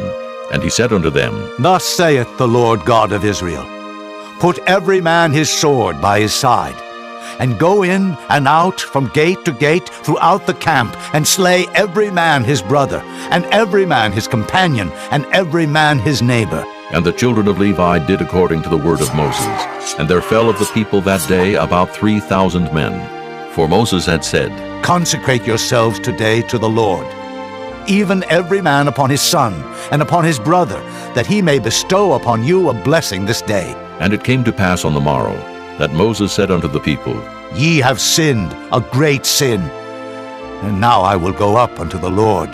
Peradventure I shall make an atonement for your sin. And Moses returned unto the Lord, and said, Oh, this people have sinned a great sin, and have made them gods of gold. Yet now, if thou wilt forgive their sin, and if not, blot me, I pray thee, out of thy book which thou hast written. And the Lord said unto Moses, Whosoever hath sinned against me, him will I blot out of my book. Therefore now go, lead the people unto the place of which I have spoken unto thee. Behold, mine angel shall go before thee. Nevertheless, in the day when I visit, I will visit their sin upon them. And the Lord plagued the people, because they made the calf which Aaron made. Chapter 33. And the Lord said unto Moses, Depart, and go up hence, thou and the people which thou hast brought up out of the land of Egypt, unto the land which I swear unto Abraham, to Isaac, and to Jacob, saying, Unto thy seed will I give it. And I will send an angel before thee, and I will drive out the Canaanite, the Amorite, and the Hittite, and the Perizzite, the Hivite, and the Jebusite, unto a land flowing with milk and honey. For I will not go up in the midst of thee, for thou art a stiff-necked people, lest I consume thee in the way. And when the people heard these evil tidings, they mourned, and no man did put on him his ornaments, for the Lord had said unto Moses, Say unto the children of Israel, Ye are a stiff-necked people. I will come up into the midst of thee in a moment, and consume thee. Therefore now put off thy ornaments from thee, that I may know what to do unto thee. And the children of Israel stripped themselves of their ornaments by the Mount Horeb. And Moses took the tabernacle, and pitched it without the camp, afar off from the camp, and called it the tabernacle of the congregation. And it came to pass that every one which sought the Lord went out unto the tabernacle of the congregation, which was without the camp. And it came to pass, when Moses went out unto the tabernacle, that all the people rose up, and stood every man at his tent door, and looked after Moses until he was gone into the tabernacle. And it came to pass, as Moses entered into the tabernacle, the cloudy pillar descended, and stood at the door of the tabernacle, and the Lord talked with Moses. And all the people saw the cloudy pillar stand at the tabernacle door, and all the people rose up and worshipped, every man in his tent door. And the Lord spake unto Moses face to face, as a man speaketh unto his friend. And he turned again into the camp. But his servant Joshua the son of Nun, a young man, departed not out of the tabernacle. And Moses said unto the Lord, See, thou sayest unto me, Bring up this people. And thou hast not let me know whom thou wilt send with me. Yet thou hast said, I know thee by name, and thou hast also found grace in my sight. Now, therefore, I pray thee, if I have found grace in thy sight, show me now thy way, that I may know thee, that I may find grace in thy sight, and consider that this nation is thy people. And he said, My presence shall go with thee, and I will give thee rest. And he said unto him, If thy presence go not with me, carry us not up hence. For wherein shall it be known here that I and thy people have found grace in thy sight? Is it not in that thou goest with us? So shall we be separated, I and thy people, from all the people that are upon the face of the earth. And the Lord said unto Moses, I will do this thing also that thou hast spoken, for thou hast found grace in my sight, and I know thee by name. And he said, I beseech thee, show me thy glory. And he said, I will make all my goodness pass before thee, and I will proclaim the name of the Lord before thee, and will be gracious to whom I will be gracious, and will show mercy on whom I will show mercy. And he said, Thou canst not see my face, for there shall no man see me and live. And the Lord said, Behold, there is a place by me, and thou shalt stand upon a rock. And it shall come to pass, while my glory passeth by, that I will put thee in a cleft of the rock, and will cover thee with my hand while I pass by. And I will take away mine hand, and thou shalt see my back parts, but my face shall not be seen. This concludes disc number 5. Chapter 34. And the Lord said unto Moses, Hew thee 2 tables of stone like unto the first, and I will write upon these tables the words that were in the first tables which thou breakest. And be ready in the morning, and come up in the morning unto Mount Sinai, and present thyself there to me in the top of the mount. And no man shall come up with thee, neither let any man be seen throughout all the mount, neither let the flocks nor herds feed before that mount. And he hewed 2 tables of stone like unto the first. And Moses rose up early in the morning, and went up unto Mount Sinai, as the Lord had commanded him, and took in his hand the 2 tables of stone. And the Lord descended in the cloud, and stood with him there, and proclaimed the name of the Lord. And the Lord passed by before him, and proclaimed, The Lord God, merciful and gracious, long-suffering and abundant in goodness and truth, keeping mercy for thousands, forgiving iniquity and transgression and sin, and that will by no means clear the guilty, visiting the iniquity of the fathers upon the children, and upon the children's children, unto the 3rd and to the 4th generation. And Moses made haste, and bowed his head toward the earth, and worshipped. And he said, If now I have found grace in thy sight, O Lord, let my Lord, I pray thee, go among us, for it is a stiff-necked people. And pardon our iniquity and our sin, and take us for thine inheritance. And he said, Behold, I make a covenant. Before all thy people I will do marvels, such as have not been done in all the earth, nor in any nation. And all the people among which thou art shall see the work of the Lord, for it is a terrible thing that I will do with thee. Observe thou that which I command thee this day. Behold, I drive out before thee the Amorite, and the Canaanite, and the Hittite, and the Perizzite, and the Hivite, and the Jebusite. Take heed to thyself, lest thou make a covenant with the inhabitants of the land whither thou goest, lest it be for a snare in the midst of thee. But ye shall destroy their altars, break their images, and cut down their groves. For thou shalt worship no other God, for the Lord, whose name is jealous, is a jealous God, lest thou make a covenant with the inhabitants of the land, and they go a-whoring after their gods, and do sacrifice unto their gods, and one call thee, and thou eat of his sacrifice. And thou take of their daughters unto thy sons, and their daughters go a-whoring after their gods, and make thy sons go a-whoring after their gods. Thou shalt make thee no molten gods. The feast of unleavened bread shalt thou keep.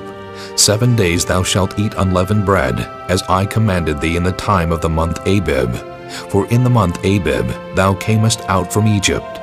All that openeth the matrix is mine, and every firstling among thy cattle, whether ox or sheep that is male. But the firstling of an ass thou shalt redeem with a lamb, and if thou redeem him not, then shalt thou break his neck. All the firstborn of thy sons thou shalt redeem, and none shall appear before me empty. 6 days thou shalt work, but on the 7th day thou shalt rest. In earing time and in harvest thou shalt rest. And thou shalt observe the feast of weeks, of the firstfruits of wheat harvest, and the feast of ingathering at the year's end. Thrice in the year shall all your men children appear before the Lord God, the God of Israel. For I will cast out the nations before thee, and enlarge thy borders. Neither shall any man desire thy land when thou shalt go up to appear before the Lord thy God thrice in the year. Thou shalt not offer the blood of my sacrifice with leaven, neither shall the sacrifice of the feast of the Passover be left unto the morning. The first of the firstfruits of thy land thou shalt bring unto the house of the Lord thy God. Thou shalt not see the kid in his mother's milk. And the Lord said unto Moses, Write thou these words, for after the tenor of these words I have made a covenant with thee and with Israel. And he was there with the Lord 40 days and 40 nights. He did neither eat bread nor drink water, and he wrote upon the tables the words of the covenant, the 10 commandments. And it came to pass, when Moses came down from Mount Sinai with the 2 tables of testimony in Moses' hand, when he came down from the mount, that Moses wist not that the skin of his face shone while he talked with him. And when Aaron and all the children of Israel saw Moses, behold, the skin of his face shone, and they were afraid to come nigh him. And Moses called unto them, and Aaron and all the rulers of the congregation returned unto him, and Moses talked with them. And afterward all the children of Israel came nigh, and he gave them in commandment all that the Lord had spoken with him in Mount Sinai. Until Moses had done speaking with them, he put a veil on his face. But when Moses went in before the Lord to speak with him, he took the veil off until he came out. And he came out and spake unto the children of Israel that which he was commanded. And the children of Israel saw the face of Moses, that the skin of Moses' face shone. And Moses put the veil upon his face again, until he went in to speak with him. Chapter 35. And Moses gathered all the congregation of the children of Israel together, and said unto them, These are the words which the Lord hath commanded, that ye should do them. 6 days shall work be done, but on the 7th day there shall be to you an holy day, a Sabbath of rest to the Lord. Whosoever doeth work therein shall be put to death. Ye shall kindle no fire throughout your habitations upon the Sabbath day. And Moses spake unto all the congregation of the children of Israel, saying, This is the thing which the Lord commanded, saying, Take ye from among you an offering unto the Lord. Whosoever is of a willing heart, let him bring it, an offering of the Lord, gold and silver and brass and blue and purple and scarlet and fine linen and goat's hair and ram's skins dyed red and badger's skins and shittim wood and oil for the light and spices for anointing oil and for the sweet incense and onyx stones and stones to be set for the ephod and for the breastplate. And every wise-hearted among you shall come and make all that the Lord hath commanded, the tabernacle, his tent and his covering, his tacks and his boards, his bars, his pillars and his sockets, the ark and the staves thereof, with the mercy seat and the veil of the covering, the table and his staves and all his vessels, and the showbread, the candlestick also for the light, and his furniture, and his lamps, with the oil for the light, and the incense altar, and his staves, and the anointing oil, and the sweet incense, and the hanging for the door at the entering in of the tabernacle, the altar of burnt offering, with his brazen grate, his staves, and all his vessels, the laver and his foot, the hangings of the court, his pillars and their sockets, and the hanging for the door of the court, the pins of the tabernacle, and the pins of the court, and their cords, the cloths of service to do service in the holy place, the holy garments for Aaron the priest, and the garments of his sons to minister in the priest's office. And all the congregation of the children of Israel departed from the presence of Moses, and they came every one whose heart stirred him up, and every one whom his spirit made willing, and they brought the Lord's offering to the work of the tabernacle of the congregation, and for all his service, and for the holy garments. And they came, both men and women, as many as were willing-hearted, and brought bracelets and earrings and rings and tablets, all jewels of gold. And every man that offered an offering of gold unto the Lord. And every man with whom was found blue and purple and scarlet and fine linen and goat's hair and red skins of rams and badger skins brought them. Every one that did offer an offering of silver and brass brought the Lord's offering. And every man with whom was found shittim wood for any work of the service brought it. And all the women that were wise-hearted did spin with their hands, and brought that which they had spun, both of blue and of purple and of scarlet, and of fine linen. And all the women whose hearts stirred them up in wisdom spun goat's hair. And the rulers brought onyx stones, and stones to be set for the ephod and for the breastplate, and spice and oil for the light, and for the anointing oil, and for the sweet incense. The children of Israel brought a willing offering unto the Lord, every man and woman whose heart made them willing to bring for all manner of work, which the Lord had commanded to be made by the hand of Moses. And Moses said unto the children of Israel, See, the Lord hath called by name Bezaleel, the son of Uri, the son of Hur, of the tribe of Judah. And he hath filled him with the Spirit of God, in wisdom, in understanding, and in knowledge, and in all manner of workmanship, and to devise curious works, to work in gold, and in silver, and in brass, and in the cutting of stones, to set them, and in carving of wood, to make any manner of cunning work. And he hath put in his heart that he may teach both he and Aholiab, the son of Ahisamach, of the tribe of Dan. Them hath he filled with wisdom of heart, to work all manner of work, of the engraver, and of the cunning workman, and of the embroiderer, in blue and in purple, in scarlet and in fine linen, and of the weaver, even of them that do any work, and of those that devise cunning work. Chapter 36. Then wrought Bezaleel and Aholiab, and every wise-hearted man in whom the Lord put wisdom and understanding, to know how to work all manner of work for the service of the sanctuary, according to all that the Lord had commanded. And Moses called Bezaleel and Aholiab, and every wise-hearted man, in whose heart the Lord had put wisdom, even every one whose heart stirred him up to come unto the work to do it. And they received of Moses all the offering which the children of Israel had brought for the work of the service of the sanctuary, to make it withal. And they brought yet unto him free offerings every morning. And all the wise men that wrought all the work of the sanctuary came every man from his work which they made. And they spake unto Moses, saying, The people bring much more than enough for the service of the work, which the Lord commanded to make. And Moses gave commandment, and they caused it to be proclaimed throughout the camp, saying, Let neither man nor woman make any more work for the offering of the sanctuary. So the people were restrained from bringing, for the stuff they had was sufficient for all the work to make it, and too much. And every wise-hearted man among them that wrought the work of the tabernacle made 10 curtains of fine twined linen, and blue, and purple, and scarlet. With cherubims of cunning work made he them. The length of one curtain was 20 cubits, and the breadth of one curtain 4 cubits. The curtains were all of one size.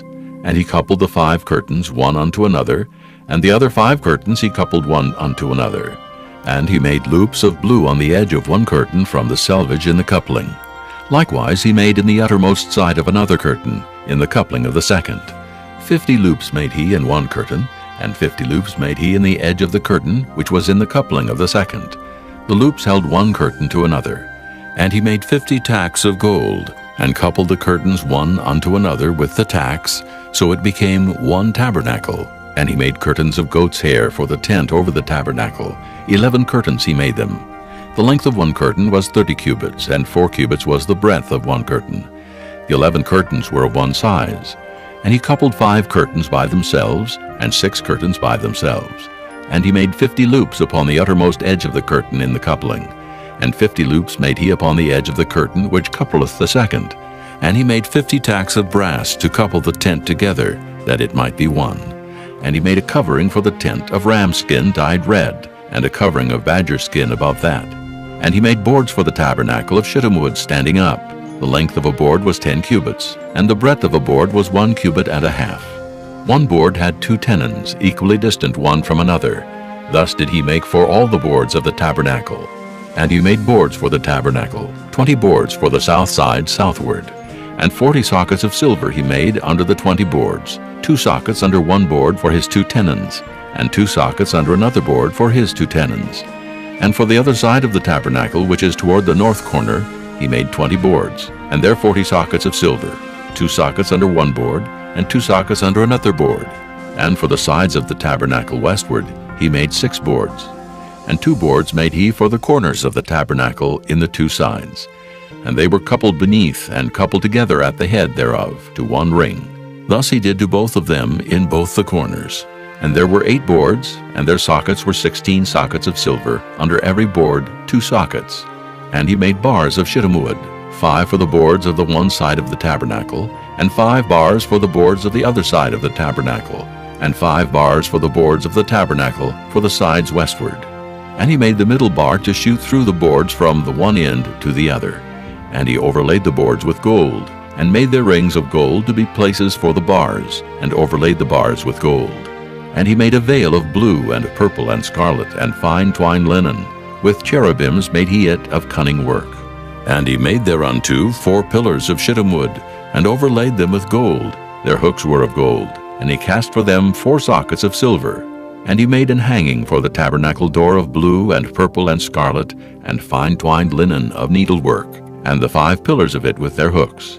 And he overlaid their chapiters and their fillets with gold, but their 5 sockets were of brass. Chapter 37. And Bezaleel made the ark of shittim wood. 2 cubits and a half was the length of it, and 1 cubit and a half the breadth of it, and 1 cubit and a half the height of it. And he overlaid it with pure gold within and without, and made a crown of gold to it round about. And he cast for it 4 rings of gold to be set by the 4 corners of it, even 2 rings upon the one side of it, and 2 rings upon the other side of it. And he made staves of shittim wood, and overlaid them with gold. And he put the staves into the rings by the sides of the ark, to bear the ark. And he made the mercy seat of pure gold. 2 cubits and a half was the length thereof, and 1 cubit and a half the breadth thereof. And he made 2 cherubims of gold, beaten out of one piece made he them, on the 2 ends of the mercy seat.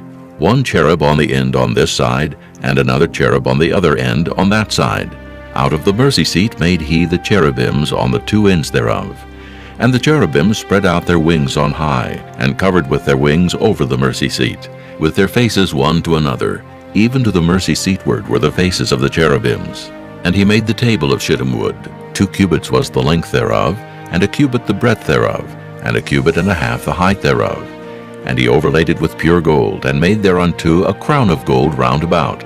Also he made thereunto a border of an handbreadth round about, and made a crown of gold for the border thereof round about. And he cast for it 4 rings of gold, and put the rings upon the 4 corners that were in the 4 feet thereof. Over against the border were the rings, the places for the staves to bear the table. And he made the staves of shittim wood, and overlaid them with gold to bear the table. And he made the vessels which were upon the table, his dishes and his spoons and his bowls, and his covers to cover withal, of pure gold. And he made the candlestick of pure gold, of beaten work made he the candlestick. His shaft and his branch, his bowls, his knops, and his flowers were of the same, and 6 branches going out of the sides thereof, 3 branches of the candlestick out of the one side thereof, and 3 branches of the candlestick out of the other side thereof. 3 bowls made after the fashion of almonds in one branch, a knop and a flower, and 3 bowls made like almonds in another branch, a knop and a flower. So throughout the 6 branches going out of the candlestick. And in the candlestick were 4 bowls made like almonds, his knops and his flowers, and a knop under 2 branches of the same, and a knop under 2 branches of the same, and a knop under 2 branches of the same, according to the 6 branches going out of it. Their knops and their branches were of the same. All of it was one beaten work of pure gold. And he made his 7 lamps and his snuffers, and his snuff dishes of pure gold. Of a talent of pure gold made he it, and all the vessels thereof. And he made the incense altar of shittim wood. The length of it was 1 cubit, and the breadth of it 1 cubit. It was 4 square, and 2 cubits was the height of it. The horns thereof were of the same. And he overlaid it with pure gold, both the top of it, and the sides thereof round about, and the horns of it. Also he made unto it a crown of gold round about. And he made 2 rings of gold for it under the crown thereof, by the 2 corners of it upon the 2 sides thereof, to be places for the staves to bear it withal. And he made the staves of shittim wood, and overlaid them with gold. And he made the holy anointing oil, and the pure incense of sweet spices, according to the work of the apothecary. Chapter 38. And he made the altar of burnt offering of shittim wood. 5 cubits was the length thereof, and 5 cubits the breadth thereof. It was 4 square, and 3 cubits the height thereof. And he made the horns thereof on the 4 corners of it. The horns thereof were of the same, and he overlaid it with brass.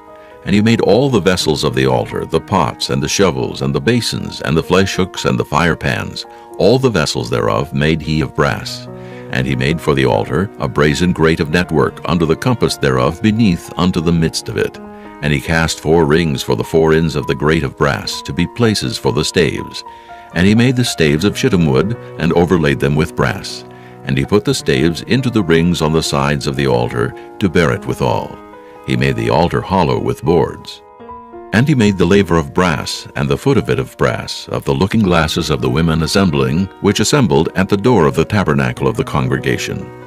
And he made the court. On the south side southward, the hangings of the court were of fine twined linen, 100 cubits. Their pillars were 20, and their brazen sockets 20. The hooks of the pillars and their fillets were of silver. And for the north side the hangings were 100 cubits. Their pillars were 20, and their sockets of brass 20. The hooks of the pillars and their fillets of silver. And for the west side were hangings of 50 cubits. Their pillars 10, and their sockets 10. The hooks of the pillars and their fillets of silver. And for the east side eastward 50 cubits. The hangings of the one side of the gate were 15 cubits. Their pillars 3, and their sockets 3. And for the other side of the court gate, on this hand and that hand, were hangings of 15 cubits. Their pillars 3, and their sockets 3. All the hangings of the court round about were of fine twined linen. And the sockets for the pillars were of brass, the hooks of the pillars and their fillets of silver, and the overlaying of their chapiters of silver, and all the pillars of the court were filleted with silver. And the hanging for the gate of the court was needlework of blue and purple and scarlet and fine twined linen, and 20 cubits was the length, and the height and the breadth was 5 cubits, answerable to the hangings of the court. And their pillars were 4, and their sockets of brass 4, their hooks of silver, and the overlaying of their chapiters, and their fillets of silver. And all the pins of the tabernacle, and of the court round about, were of brass. This is the sum of the tabernacle, even of the tabernacle of testimony, as it was counted according to the commandment of Moses, for the service of the Levites, by the hand of Ithamar, son to Aaron the priest. And Bezaleel, the son of Uri, the son of Hur, of the tribe of Judah, made all that the Lord commanded Moses. And with him was Aholiab, son of Ahishamach, of the tribe of Dan, an engraver, and a cunning workman, and an embroiderer in blue and in purple, and in scarlet and fine linen. All the gold that was occupied for the work in all the work of the holy place, even the gold of the offering, was 29 talents, and 730 shekels, after the shekel of the sanctuary. And the silver of them that were numbered of the congregation was 100 talents, and 1,760 shekels, after the shekel of the sanctuary. A beka for every man, that is, half a shekel after the shekel of the sanctuary, for every one that went to be numbered from 20 years old and upward, for 600,000 and 3,550 men. And of the 100 talents of silver were cast the sockets of the sanctuary, and the sockets of the veil, 100 sockets of the 100 talents, a talent for a socket. And of the 1,775 shekels he made hooks for the pillars, and overlaid their chapiters, and filleted them. And the brass of the offering was 70 talents, and 2,400 shekels, and therewith he made the sockets to the door of the tabernacle of the congregation, and the brazen altar, and the brazen grate for it, and all the vessels of the altar, and the sockets of the court round about, and the sockets of the court gate, and all the pins of the tabernacle, and all the pins of the court round about. Chapter 39. And of the blue and purple and scarlet they made cloths of service, to do service in the holy place, and made the holy garments for Aaron, as the Lord commanded Moses. And he made the ephod of gold, blue and purple and scarlet, and fine twined linen. And they did beat the gold into thin plates, and cut it into wires, to work it in the blue, and in the purple, and in the scarlet, and in the fine linen, with cunning work. They made shoulder pieces for it, to couple it together.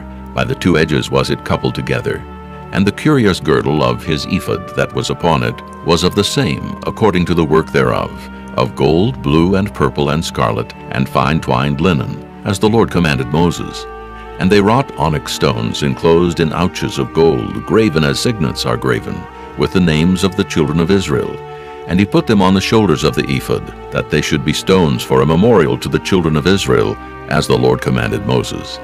And he made the breastplate of cunning work, like the work of the ephod of gold, blue, and purple, and scarlet, and fine twined linen. It was 4 square, They made the breastplate double. A span was the length thereof, and a span the breadth thereof, being doubled. And they set in it 4 rows of stones. The first row was a sardius, a topaz, and a carbuncle. This was the first row. And the second row, an emerald, a sapphire, and a diamond. And the third row, a ligure, an agate, and an amethyst. And the fourth row, a beryl, an onyx, and a jasper. They were enclosed in ouches of gold in their enclosings. And the stones were according to the names of the children of Israel, 12, according to their names, like the engravings of a signet, every one with his name according to the 12 tribes. And they made upon the breastplate chains at the ends of wreathen work of pure gold. And they made 2 ouches of gold, and 2 gold rings, and put the 2 rings in the 2 ends of the breastplate. And they put the 2 wreathen chains of gold in the 2 rings on the ends of the breastplate. And the 2 ends of the 2 wreathen chains they fastened in the 2 ouches, and put them on the shoulder pieces of the ephod before it.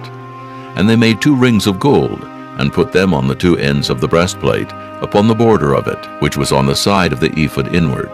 And they made 2 other golden rings, and put them on the 2 sides of the ephod underneath, toward the forepart of it, over against the other coupling thereof, above the curious girdle of the ephod. And they did bind the breastplate by his rings unto the rings of the ephod with a lace of blue, that it might be above the curious girdle of the ephod, and that the breastplate might not be loosed from the ephod, as the Lord commanded Moses. And he made the robe of the ephod of woven work, all of blue, and there was an hole in the midst of the robe, as the hole of an habergeon, with a band round about the hole, that it should not rend. And they made upon the hems of the robe pomegranates of blue and purple and scarlet, and twined linen. And they made bells of pure gold, and put the bells between the pomegranates upon the hem of the robe, round about between the pomegranates. A bell and a pomegranate, a bell and a pomegranate, round about the hem of the robe to minister in, as the Lord commanded Moses.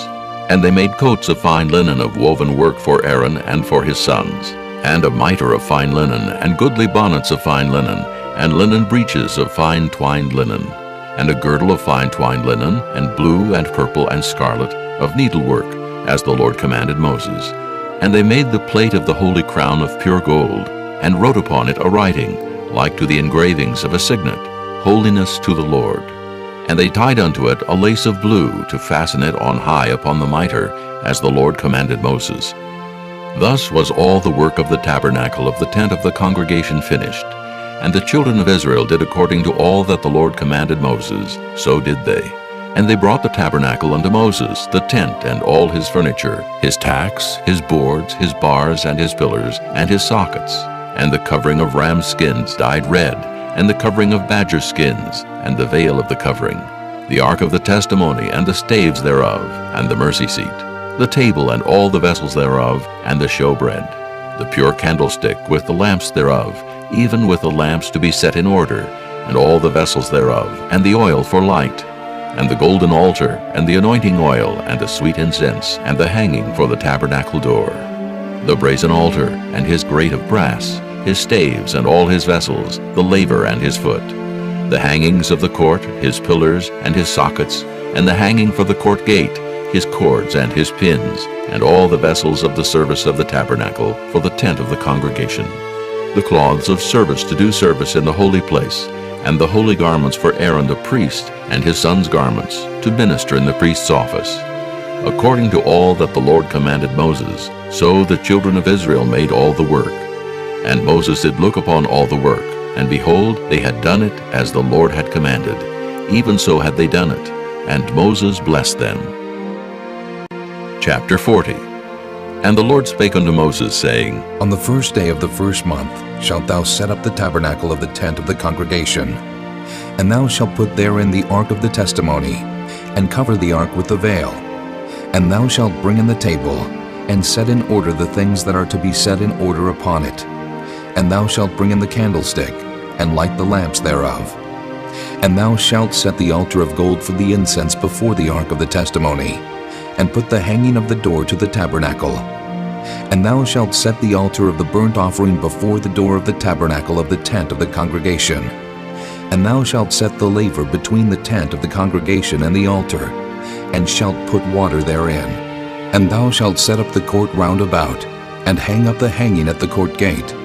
And thou shalt take the anointing oil, and anoint the tabernacle, and all that is therein, and shalt hallow it, and all the vessels thereof, and it shall be holy. And thou shalt anoint the altar of the burnt offering, and all his vessels, and sanctify the altar, and it shall be an altar most holy. And thou shalt anoint the laver and his foot, and sanctify it. And thou shalt bring Aaron and his sons unto the door of the tabernacle of the congregation, and wash them with water. And thou shalt put upon Aaron the holy garments, and anoint him, and sanctify him, that he may minister unto me in the priest's office. And thou shalt bring his sons, and clothe them with coats. And thou shalt anoint them, as thou didst anoint their father, that they may minister unto me in the priest's office. For their anointing shall surely be an everlasting priesthood throughout their generations. Thus did Moses, according to all that the Lord commanded him, so did he. And it came to pass in the first month, in the second year, on the first day of the month, that the tabernacle was reared up. And Moses reared up the tabernacle, and fastened his sockets, and set up the boards thereof, and put in the bars thereof, and reared up his pillars. And he spread abroad the tent over the tabernacle, and put the covering of the tent above upon it, as the Lord commanded Moses. And he took and put the testimony into the ark, and set the staves on the ark, and put the mercy seat above upon the ark. And he brought the ark into the tabernacle, and set up the veil of the covering, and covered the ark of the testimony as the Lord commanded Moses. And he put the table in the tent of the congregation upon the side of the tabernacle northward, without the veil. And he set the bread in order upon it before the Lord, as the Lord had commanded Moses. And he put the candlestick in the tent of the congregation, over against the table, on the side of the tabernacle southward. And he lighted the lamps before the Lord, as the Lord commanded Moses. And he put the golden altar in the tent of the congregation before the veil, and he burnt sweet incense thereon, as the Lord commanded Moses. And he set up the hanging at the door of the tabernacle, and he put the altar of burnt offering by the door of the tabernacle of the tent of the congregation, and offered upon it the burnt offering and the meat offering, as the Lord commanded Moses. And he set the laver between the tent of the congregation and the altar, and put water there to wash withal. And Moses and Aaron and his sons washed their hands and their feet thereat. When they went into the tent of the congregation, and when they came near unto the altar, they washed as the Lord commanded Moses. And he reared up the court round about the tabernacle and the altar, and set up the hanging of the court gate. So Moses finished the work. Then a cloud covered the tent of the congregation, and the glory of the Lord filled the tabernacle. And Moses was not able to enter into the tent of the congregation, because the cloud abode thereon, and the glory of the Lord filled the tabernacle. And when the cloud was taken up from over the tabernacle, the children of Israel went onward in all their journeys. But if the cloud were not taken up, then they journeyed not till the day that it was taken up. For the cloud of the Lord was upon the tabernacle by day, and fire was on it by night, in the sight of all the house of Israel throughout all their journeys.